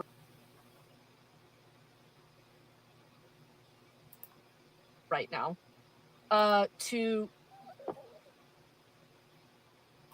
be able to close their cases over in Sheridan. And it's because of that stupid judge. Okay, there's bad shit going on over there. And for so long, I kept hearing from my homeless community over the past 2-3 years, I ain't going to Sheridan. Screw that. I'll leave the state. I'll take a chance on going to jail. They're gonna let me out. I'm not gonna go in front of that judge because all he does is threaten jail.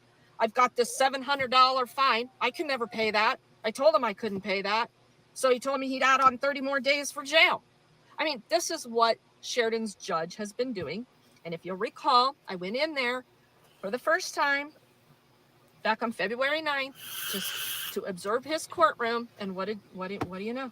He was threatening me with jail because the guy stopped his proceedings, saw me sitting in there, asked me what I was doing in there, and asked me if I had any questions. So I did. I asked him a question on what his authority was on a specific order that he had written in 2005.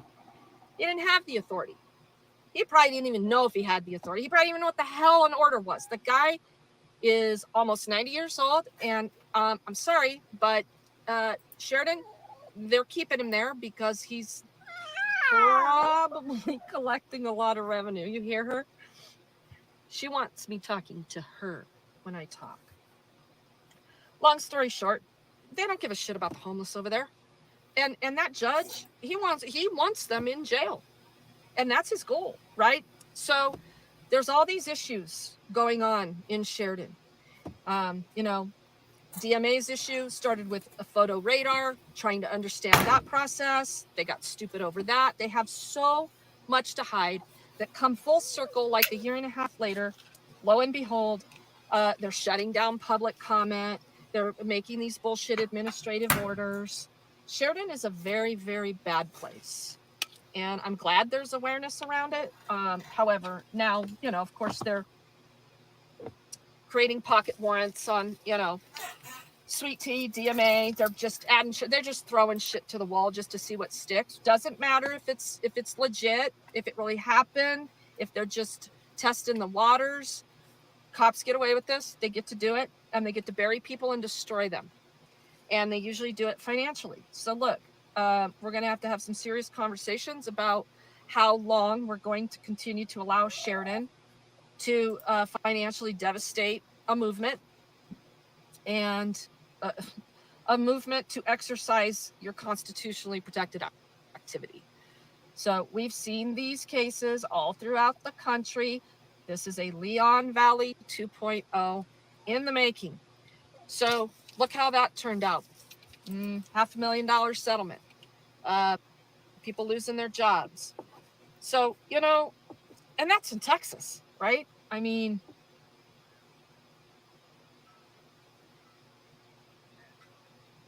so anyway, News Now Ninja, thank you very much. Lines went up. I was going with all that.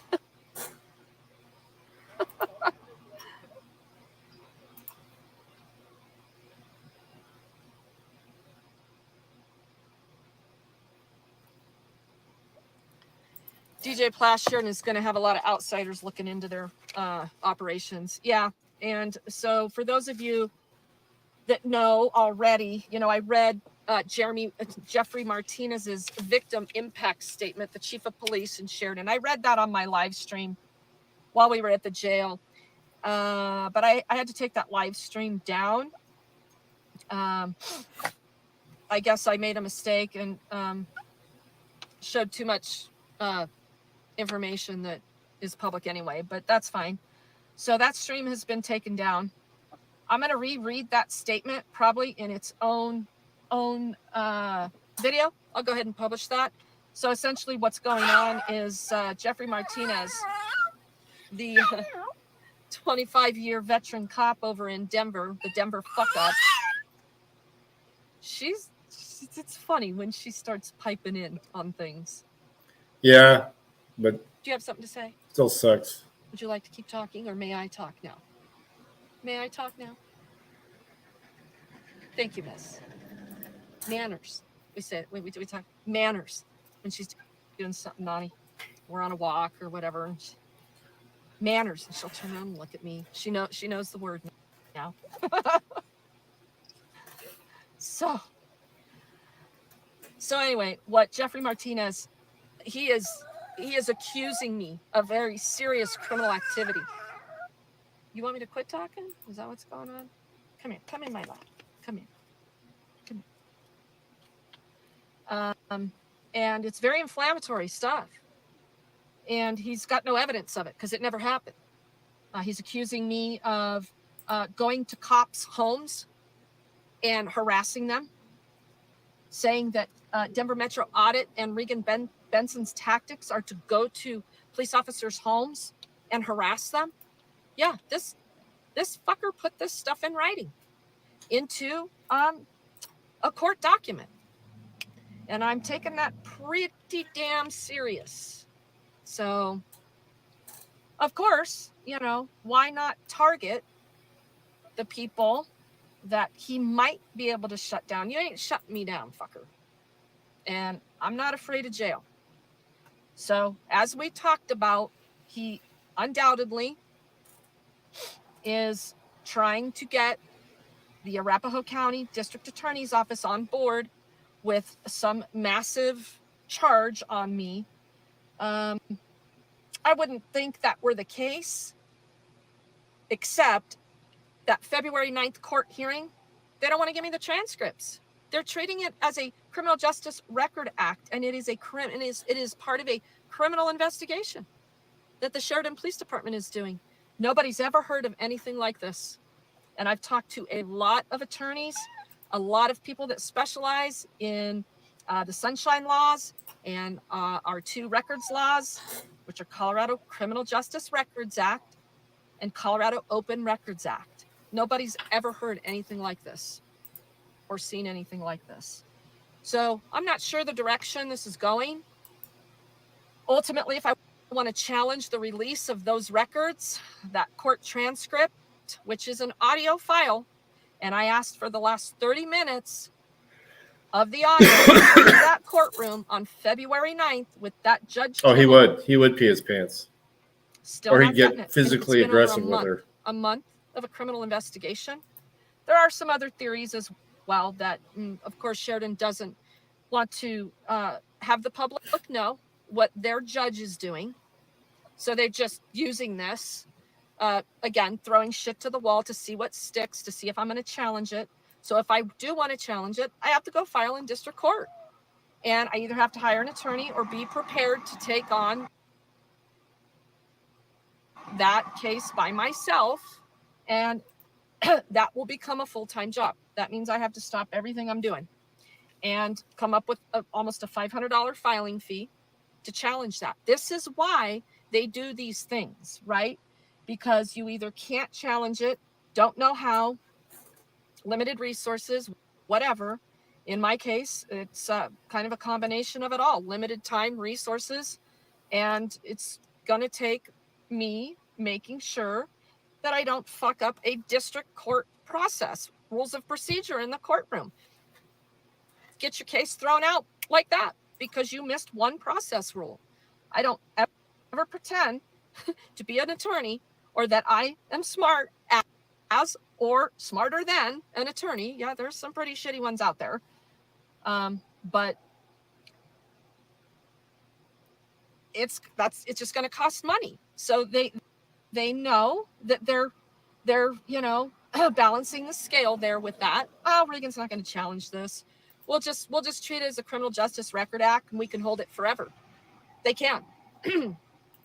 So, well, maybe not forever, but I have to go look at what the limits are on that, what the limits are for a criminal investigation. I don't know. It's probably a year or 2 years, could be longer, that they can hold that record under that law unless I challenge it, or under that citation. They're not really following the law. They're just citing the law that has the loophole to be able to do that. So that doesn't mean they're following the law. So gotta challenge it. Gotta use the courts, because we're the best justice system in the world. This is her, we call this her tube top. This is Slabby's halter top, and she shows a lot of boobie, right? It kind of falls down. She shows a lot of chest. She's got her cute little bow on the back of it, and the pants go back. Oh, you slipped out of that. Oh, no, you didn't. Your leg's still in there. So the legs cover the back. Isn't it cute? It's the lightest one we have right now. So she's got a bare belly. So she's fine without any covering when it's probably about 80 to 85 or warmer. It's not going to be an 85-degree day. Slabby must get dressed. We get dressed every day. Some days we dress in layers. And we have fancy turtlenecks. We have fancy halter tops.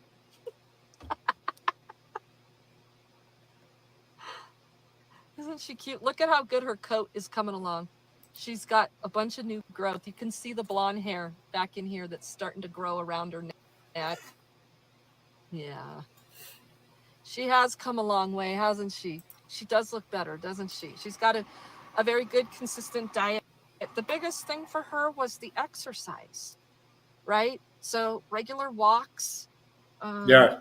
You know, living with Peter in his van. Peter was Till disabled, last week, I right? had 3. So at I have best, two he was German good to Shepherds her, now. but We're he getting had a her on a pug leash. puppy on April 15th. You know, on a lead, and she can only go so far. Thanks, 357. So she just really wasn't getting proper exercise, and regular vet care, of course, and bathing. And He's just been gone a while. I haven't talked. He used to follow me on Twitch a lot, and he's been gone. He's been sick.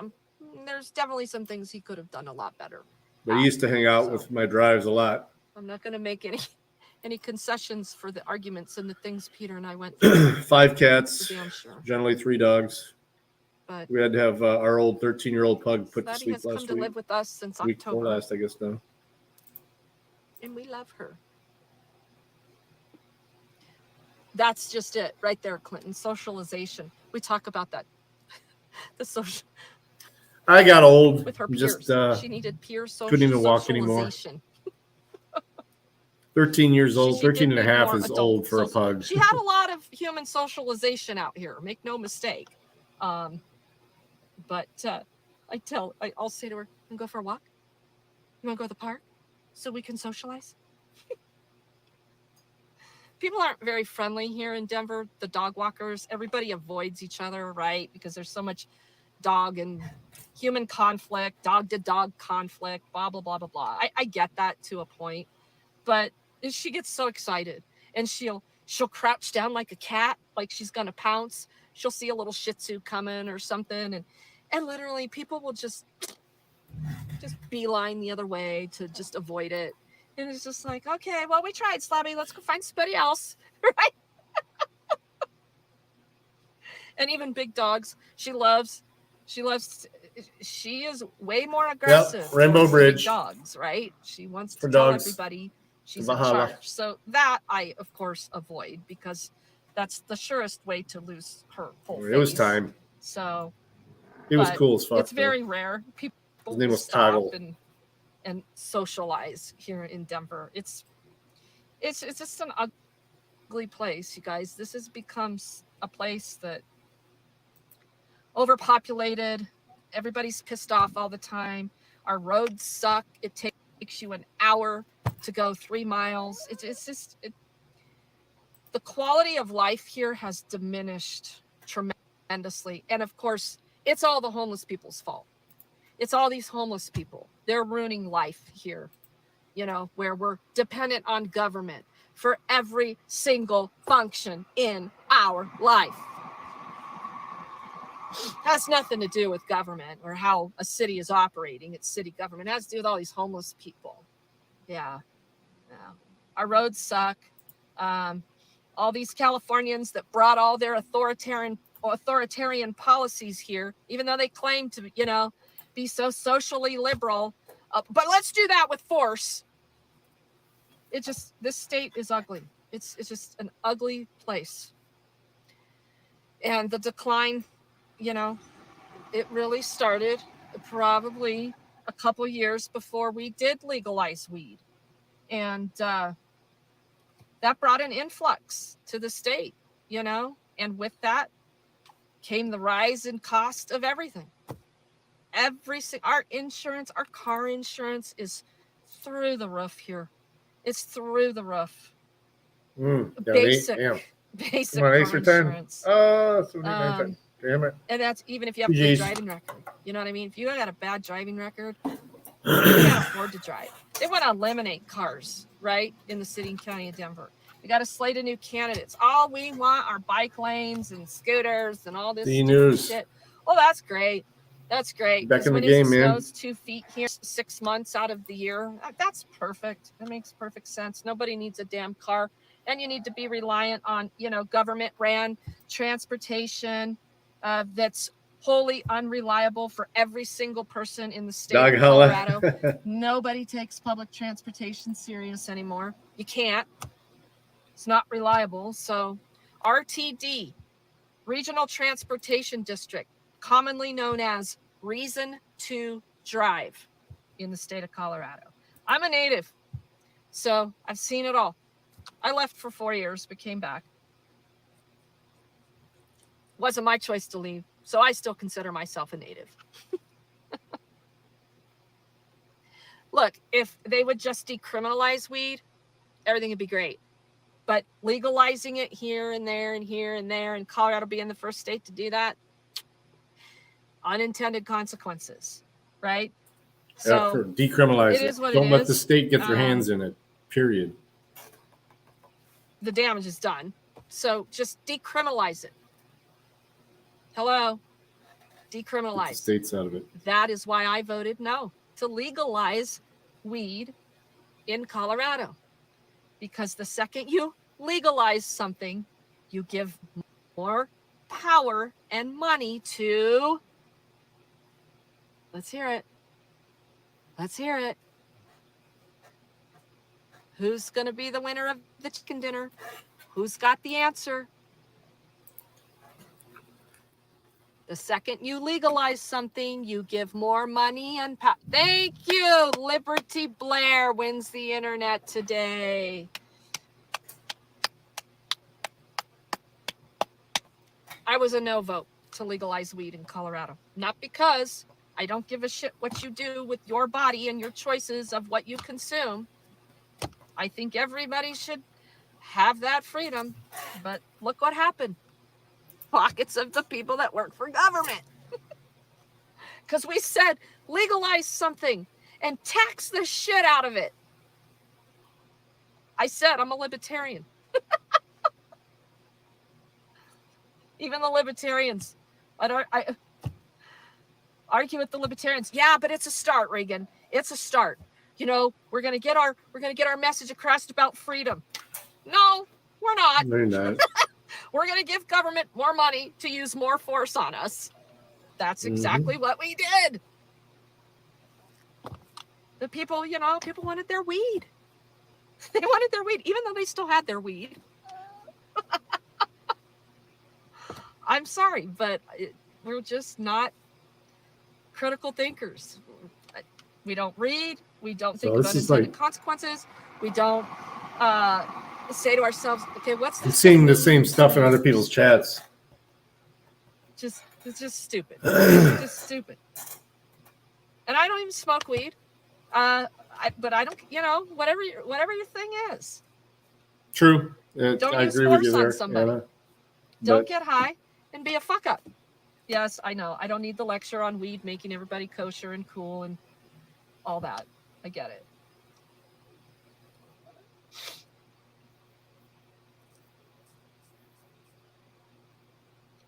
So, at any rate, what do y'all think? Things are peaceful here. I seem to be the only human being out in the open here right now. And Slabby and I really probably should get in a really good walk today.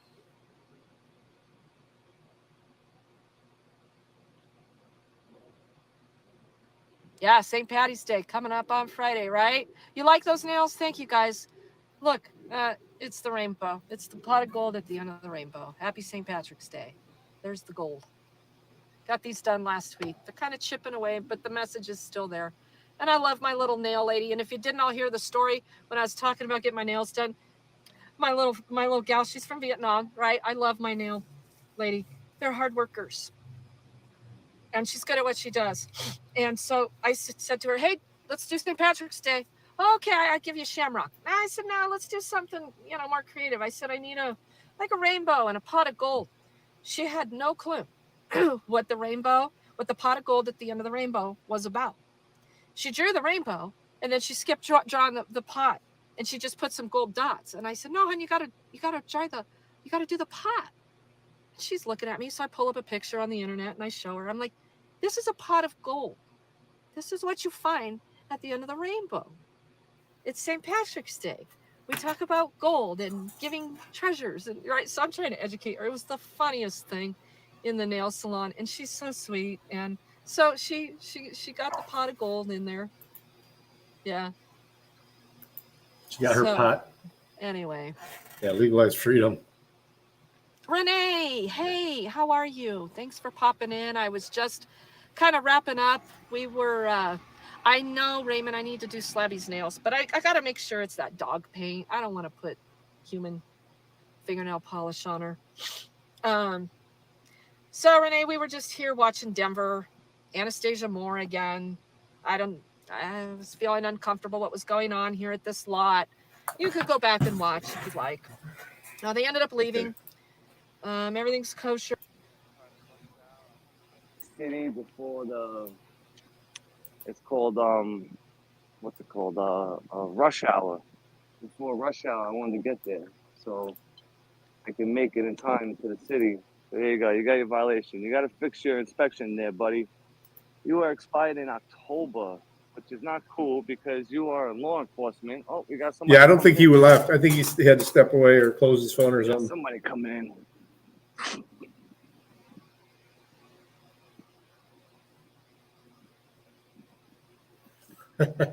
Every time I walk away, man. Every time I walk away. God damn it. Man, I want to try to do it again for this guy. Freaking media, man. That's my boy right there. Garbage cards, yeah. Yeah, it keeps saying error, man. I'm sorry, bro. I don't know what's going on. I'm trying to make my boy freaking media mod so he can throw his channel up, but it's not. It just keeps saying freaking error. Now, there's a few ladies in here that are manager mods, like Cynthia, I think Brooklyn Miss. Few of you are manager mods, which I think you can make a mod, something like that. I don't know how that works. Misinformation. Court was adjourned to April. Shit, got the date. April 19th, I think. I put it in my calendar. And I was advised I really can't talk much about it right now until the case is done with, because I could terminate myself or something. So my lawyer advised me not to really talk about it. All I could say was adjourned to April 19th for like discovery. And that's the second time I went to that court appearance. And same thing with the other court appearance, second time. You have to regain your championship. Oh no, so far, sweetheart, let me tell you, I'm 2-0 right now. So out of 4 arrests, I'm 2-0. So I think I'm doing pretty good. 2 cases were dismissed already. Well, misinformation, I promise you, once court is done on either one of those cases, I always make a live and I update everyone, you know? So it's bad to lie. I don't lie. I tell the truth even when I lie, sweetheart. I never lie. Hey, how you doing? Hello. Hi. Hi. No hello? Well, then fuck you then. Damn. I'm trying to say hello. Jeez. Damn. What's up, problem? I try to say hello to her. What's up, buddy? Good. There you go. See, at least someone said hello. Transparency. What was her problem? I tried Cheers, to say hello Anna. to her and she didn't want to say hello. No transparency, you know? You too, man. Take care. Brush your hair. Change your underwear. Yeah, it's YouTube wide. I was just telling him in his chat. You can't moderate certain messages. I have my chat moderation pretty much turned off because everyone's a moderator anyway. But yeah, it's been going on for a couple of days. I noticed it the night before last night, frickin', and then all day yesterday. I tried to make a couple of people mods, some newer people that popped into mine, and it won't let me, just as error. So you can't even do it if you go into the settings where you can manually add their name. It won't let you. I don't know why. It's weird. It's so weird. I'm going to say it again. A lot of people keep saying that I'm rude. I woke up to cops mean. I woke up to them aggressive and I'm abusive to them and this and that. No, I'm not. I try to be nice to everybody. I'm always nice. I'm a nice guy. Yeah, that is weird. At least Now, I think I am. I think you can still time At people least I out. think I am. I mean, I was seeing people get timed out, but I don't know if you can ban them from the page, or you can't make new mods either. So you can't. So I'm afraid there's a couple of people that were standard mods. I was going to make them upper mods, moderator mods, or whatever. I don't know. For bids right now. Yeah, airbag. $200. Get it wild. Yeah. 200. Do I hear 210? 210. 210. Ooh, it's a BMW. BMW. Look at that. Damn. You'd be I think it's balling. crunched. Balling. And it comes with a pillow. See? You get tired, you put your head on the steering wheel, you fall asleep, and then you crash. Yo, STC, what up, bro? What's good, man? Oh, yeah, that was my last ticket. Damn, man. I left my goddamn ticket book at home. I'm upset. Yo, what is up with this caution tape right here? This shit is all the way down the block. What's going on here? Is this building gonna fall down?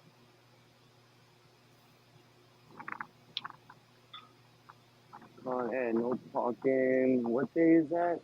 3/14. Oh, it was the other day.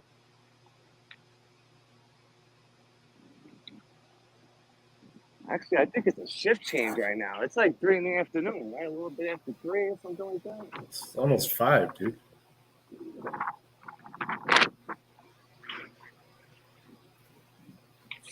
Oh, I just stepped in mud. You gotta be kidding me. Where did I just step in?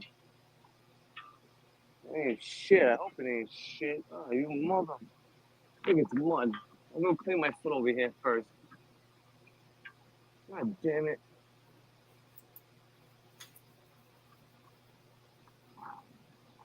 Yeah, it sucks. Never forget. September 11th. But who is this guy? I don't understand. Is he like one of those, like a Scottish guy blowing the bagpipes? I don't know what the hell that is.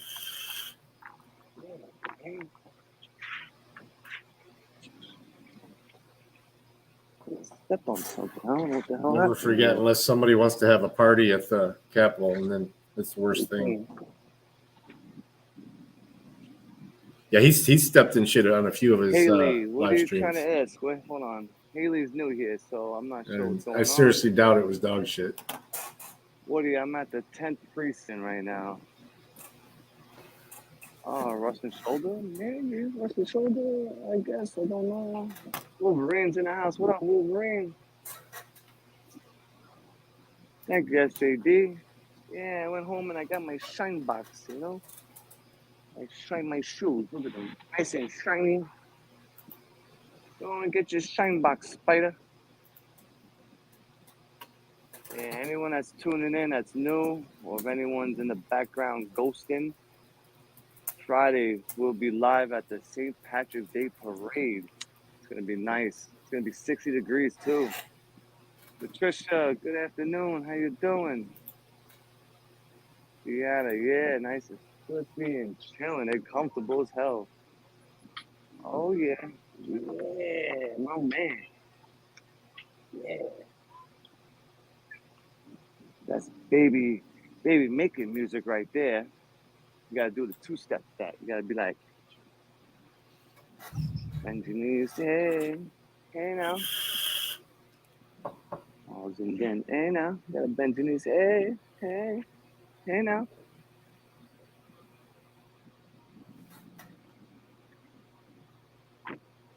Canadian Toka, what is good, brother? How are you? New York time, it starts, I believe, at 11 a.m. 11 a.m. I gotta get there by like 9 or something like that. Gotta get there around 9. At least 9 o'clock, something around there, because it starts at 11. How's the flag? There we go. All right, cool. Yeah, go ahead. Game's over. Sweet. All the veterans out there, thank you for your service. Men, women, and all the service animals. Appreciate you. Hey, Haley, Jay, Amico, trying to be like Joey. How about you go fuck yourself? I am going to post your ugly wife if you keep doxing, trying to dox me. But that's not even my real name, you moron. That's how much you know.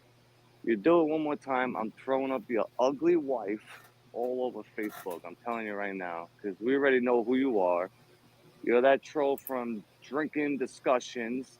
Weak channel. He has like maybe 30 subscribers. When the guy goes live, he gets like 7 people on his live. Like, whoa, dude, you're Hey, so big and famous, bro. be nice. Like, I want your autograph. So keep doing it. I That's got horse. pictures. You know what already happened to you. Come on, you don't gotta close the door, Spider. Why? No, it's not. It's nice. It's nice outside. It's beautiful. Come on. Ah, yeah, because he's looking in. Yeah, it's recording when there's cameras all over the place.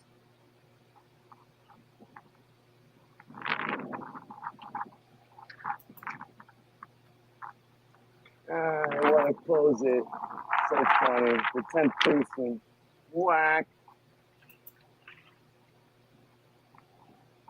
We are over an hour on this live. I'm thinking let's start headed to Washington.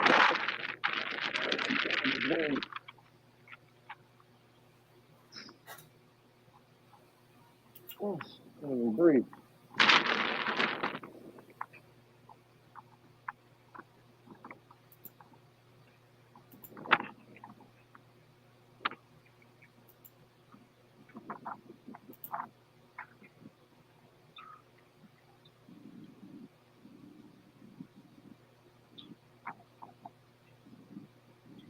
It's Marcus. Nothing. Get it right, Marcus.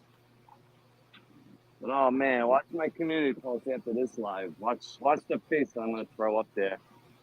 You're gonna see this lady in there. You're gonna wonder who that is. And then I'm gonna tag all his channels because this is a guy that has hundreds of channels. Yeah, anyone sporting Yo, less than 10 Wolverine, must man. suck. See you later, brother. I'll see you, Yeah, they bro. must suck. Cheers. Where are we at? These are Time all wise. evidence, these vehicles, so who knows what happened We're here. 3.5 They hours. must Or have got into an Brooklyn. accident, driving drunk or something, Rage stolen quits to a car. Looks Brooklyn like a stolen car, man. comment the other day. Robert Rose. Tied or Who timed? that? What up? Who that? What is good, bro? Who that's in the house? Yeah, apparently.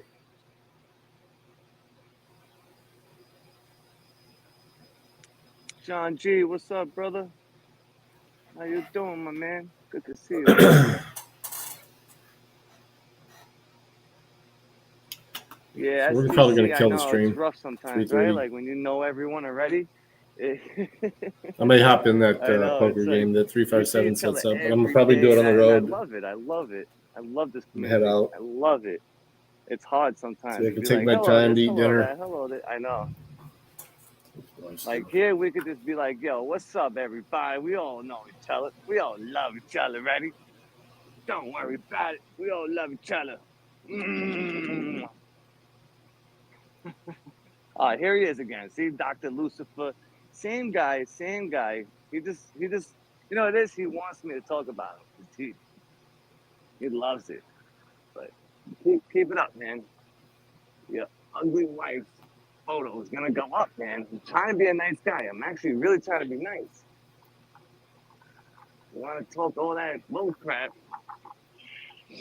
And then the funny thing is, this guy goes back Oh, and yeah. kisses Joe's ass.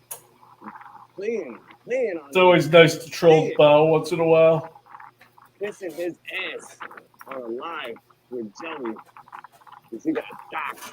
He's been pretty chill with his streams lately, And then though. he wants to make a Doing his morning ones. I don't working these afternoons. I'm not even up early enough Made the most of the clown time to go see his too. chat or even see his morning stream. I don't care anymore, crazy. They can say whatever they want, do whatever they want. I'm hoping this is over with You better soon. get your fucking on me, pal. That's all I gotta say. So You yeah, better get your on me, pal. this is Lucifer, Brooklyn of we it. don't know what your channel is, and I'm not gonna say your channel because you only got like 20 subscribers, and you had the channel for like a year. You know, I've only had this going for 5 months, and so I mean, in a year, Those big 20 subscribers, man. Great job, bro. Congratulations to you. You made it. What you should do is you should go home, right? Yeah, I'm gonna tell you right now what you should do. You should come over here to the city, right? I'll tell you exactly where. 21st Street, right? And then you're gonna go home. You're gonna come here and you're gonna get an outfit like this. I'll drop his link if you guys want to continue watching him. I may go live again if I hear something on the scanner or something like that. But I'm 20 subscribers. gonna go get something to eat. Baby. That's what you gotta tell. Have a relaxed night tonight. So you come here, you pick out, like I can picture you wearing this to your wife. Thanks, Schmidler. Or your girl, whoever you want to call her. There is. You can wear something like this, and then you go, baby, can you believe it? We made it on YouTube. Got my 20 subscribers. Pull out the red panties, baby. All right. We're going to play my song, My Way, on the way out. I'm going to end this my way. Getting a haircut tomorrow night. Getting shaggy. Got to get that fade back. Later, dirty. Is that room up yet? 357? Is it up?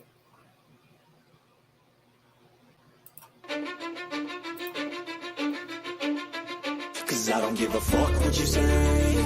Yeah, I'ma do shit my way. So you can go kick rocks, I'ma stack bricks up, build what I want to make. Yo, I got a lot of shit to say, so I'ma do this every day. I'll be writing things until I'm fucking buried in my grave. 6 feet deep under, but my body won't decay. Cause my messages are timeless, so they'll put them on display. Oh yeah, I rap with a certainty, I have a sense of urgency. A message for eternity, for everyone internally. I had some people burning me, but now they fucking learn to see I ain't the one to fuck with. Now they looking nervously, and I don't really care what you think of me respectfully. You can kick rocks if you think you're fucking better, see. I will outwork you, turn you to an enemy. Hurt you so bad that you're gonna need some therapy. I got the motherfucking recipe. I've been cooking up hits, I'ma leave a legacy. You'll be looking small when you're standing right next to me. I'm 5'10", bitch, but I'm 10 feet next to me. I don't give a fuck what you say.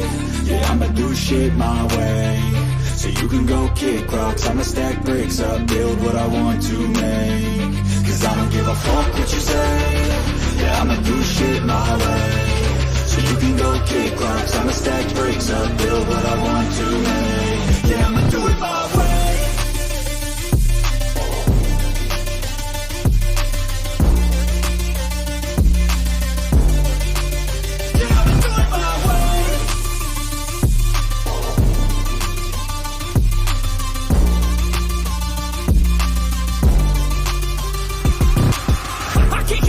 Coming out with a statement. You really changed, man, all your music and arrangement. You don't know shit, shut your mouth, you can save it. I'm the same dude that got his come up from the basement. 100 songs, 100 weeks, didn't change it. Experiments, development, intelligence, and patience. I'll do it all again, cause I never feel complacent. Let's keep the good vibes, positivity's contagious. I'm never looking back, cause I made a life that's passionate. A college graduate suppressing all his talents, yeah. He found a way to go and change, become an advocate. For taking control of your life, go out and battle. And you think you have a dream, then act on it. Get after it, get out your head and fucking capture it. You got one life to master it. Don't give up on your future. We all start losers. We're all late bloomers, gotta struggle through the sewer. What you say? Yeah, I'ma do shit my way. So you can go kick rocks, I'ma stack bricks up, build what I want to make. Cause I don't give a fuck what you say. Yeah, I'ma do shit my way. So you can go kick rocks, I'ma stack bricks up, build